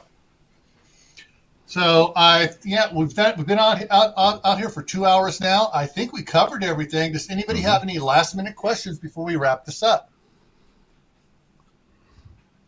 Okay, I got to throw in there. When's he going to do the suture course? Oh, teach the whip stitch, right? Yeah, The thing is that ordinarily we would have done it this year, and we do it in Kodak. We would have done our 8-hour class. Yeah, we do an 8-hour class in Kodak, in Tennessee, which is actually not terribly far away from you. But unfortunately, we just felt that weren't quite ready yet. And but by next year, I'm sure we'll be doing it. All right. Okay. Now the question is for everyone that can't make it back there for that. When you do your next class, are you? No, they're not freezing. No, they're not going to freeze, Gil. Are you going to video the entire class and break it up into, Yeah, now we have to actually do that. I would love to find a film crew that would be willing to come film for 8 hours. You bring me down there. You get me down there, and I will film it. Yeah. You will? Yeah. No, well. I have all the equipment. I just have nothing to do with it. I've got Okay. soundboard, everything, and my soundboard is mobile. It's a 16 channel digital. Wow. Oh, that's cool. All right. Well, Oh my gosh. that's an option we we'll didn't get have you down before. here for the class then. Yeah.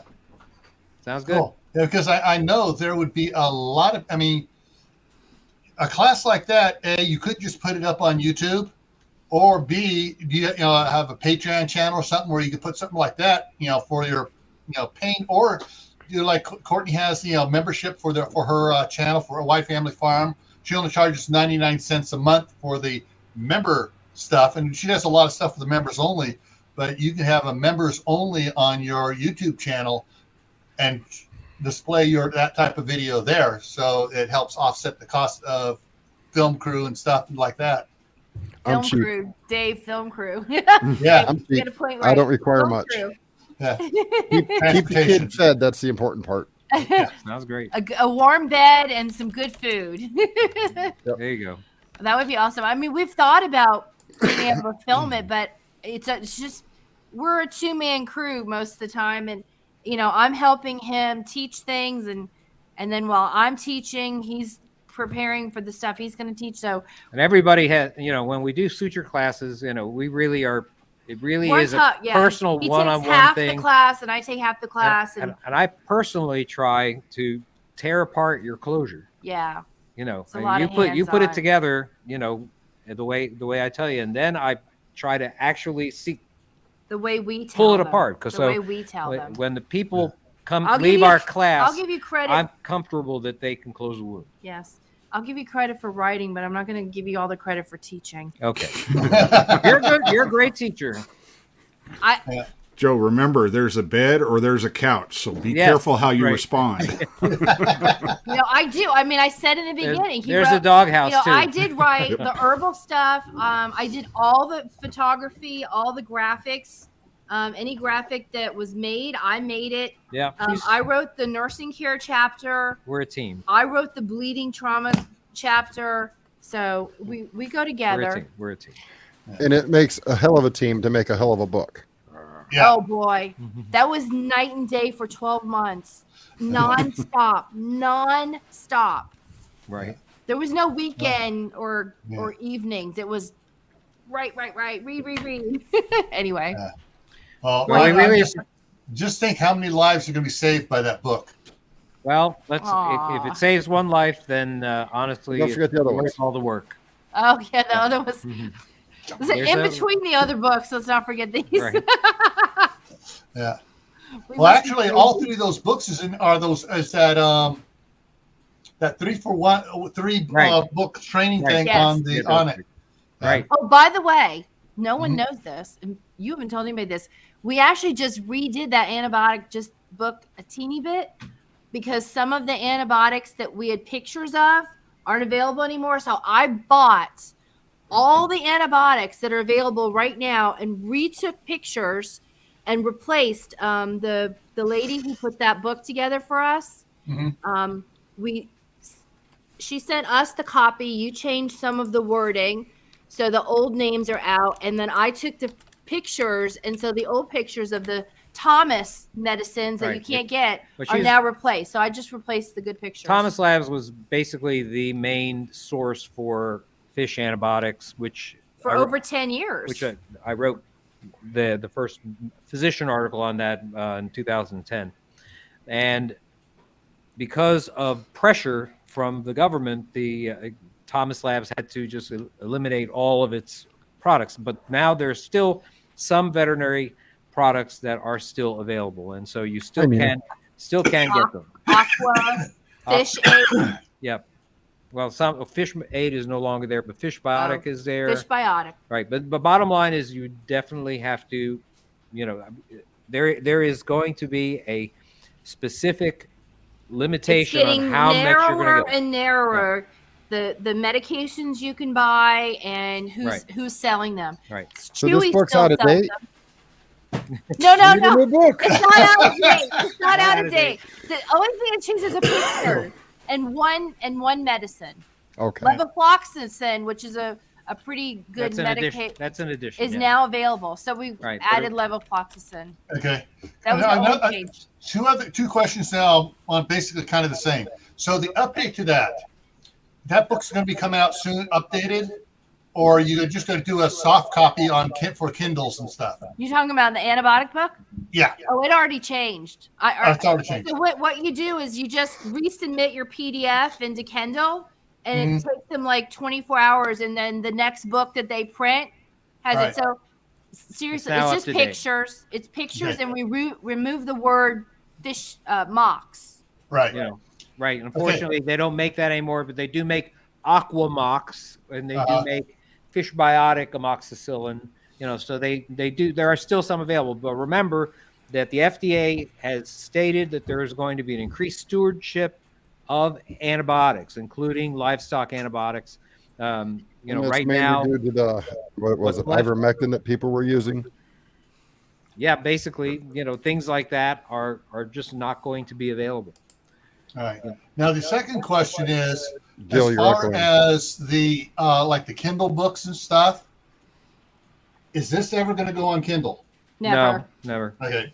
Not in a million years. If you're a prepper, you need a physical copy. Yeah. I mean, Yeah. I understand Kindles. I understand phones. I get it. I know this book is big and it's bulky, but 100 years from now, this will still be here. And we don't know if computers will be or the grid will be. Yeah. We just want it to be Just- true to our mission. Our mission is not for regular times. Our mission is for disaster situations in which the average citizen has become the highest medical asset left. And to do that, we needed it to be in print. And so that's the way it's going to be, I think, for us. I mean, maybe it'll change one day, but I'm not sure Yeah. how we can Okay. do that and be true to our mission. All right. Well, before you guys jump off here, I want you to stick around for a little after chat. Okay. Coming up here, tonight, Bruce, you're still doing your, excuse me, you're still doing your live at 9:00 Eastern. 9 Eastern, yep. 9 Eastern. Okay. I'm still going to do one at 10 o'clock after Bruce. It's going to be more of an open chat, and we're going to, we'll see how that one goes too as well. We may or may not. I may take time and just read from this to you guys to encourage you to get this. But coming up next week on Tactical Tuesday for Gray Man Prepping is at 10 o'clock Eastern. It's Reality Check. Calm the heck down. So that's what it's going to be on Tuesday. Monday night is Monday night Fireside Chat. We're just going to be talking about whatever. And I guess there's some elections on Tuesday. So Yeah. so I Yes. guess what the conversation is going to be on Monday night. And so that's some of the things coming up here. Tuesday, Dave will have Tuesday before I do my Tactical Tuesday, Dave will be on the hour before that at Southern Ohio Prepping, and with a more scriptural look at What's going on? disasters. Huh? What's going on? Because every day something new's changing. Yeah. So we'll be talking about that and sort of like looking at the world through this perspective of the good book. Kalen, a majority of what is in their big book is already on their website as well as bits and pieces on YouTube. Mhm. So I've condensed a lot of what they did for easy to be found on my Discord channel. But all you have to do is go to their website and you can find 99.9% of everything they've done in either a video or a written article Yep. that you can download and store on a drive if that's what you need to do. Yep. But Absolutely free. having the big book in itself will mean I don't have to worry about carrying, electrical components if I don't want to.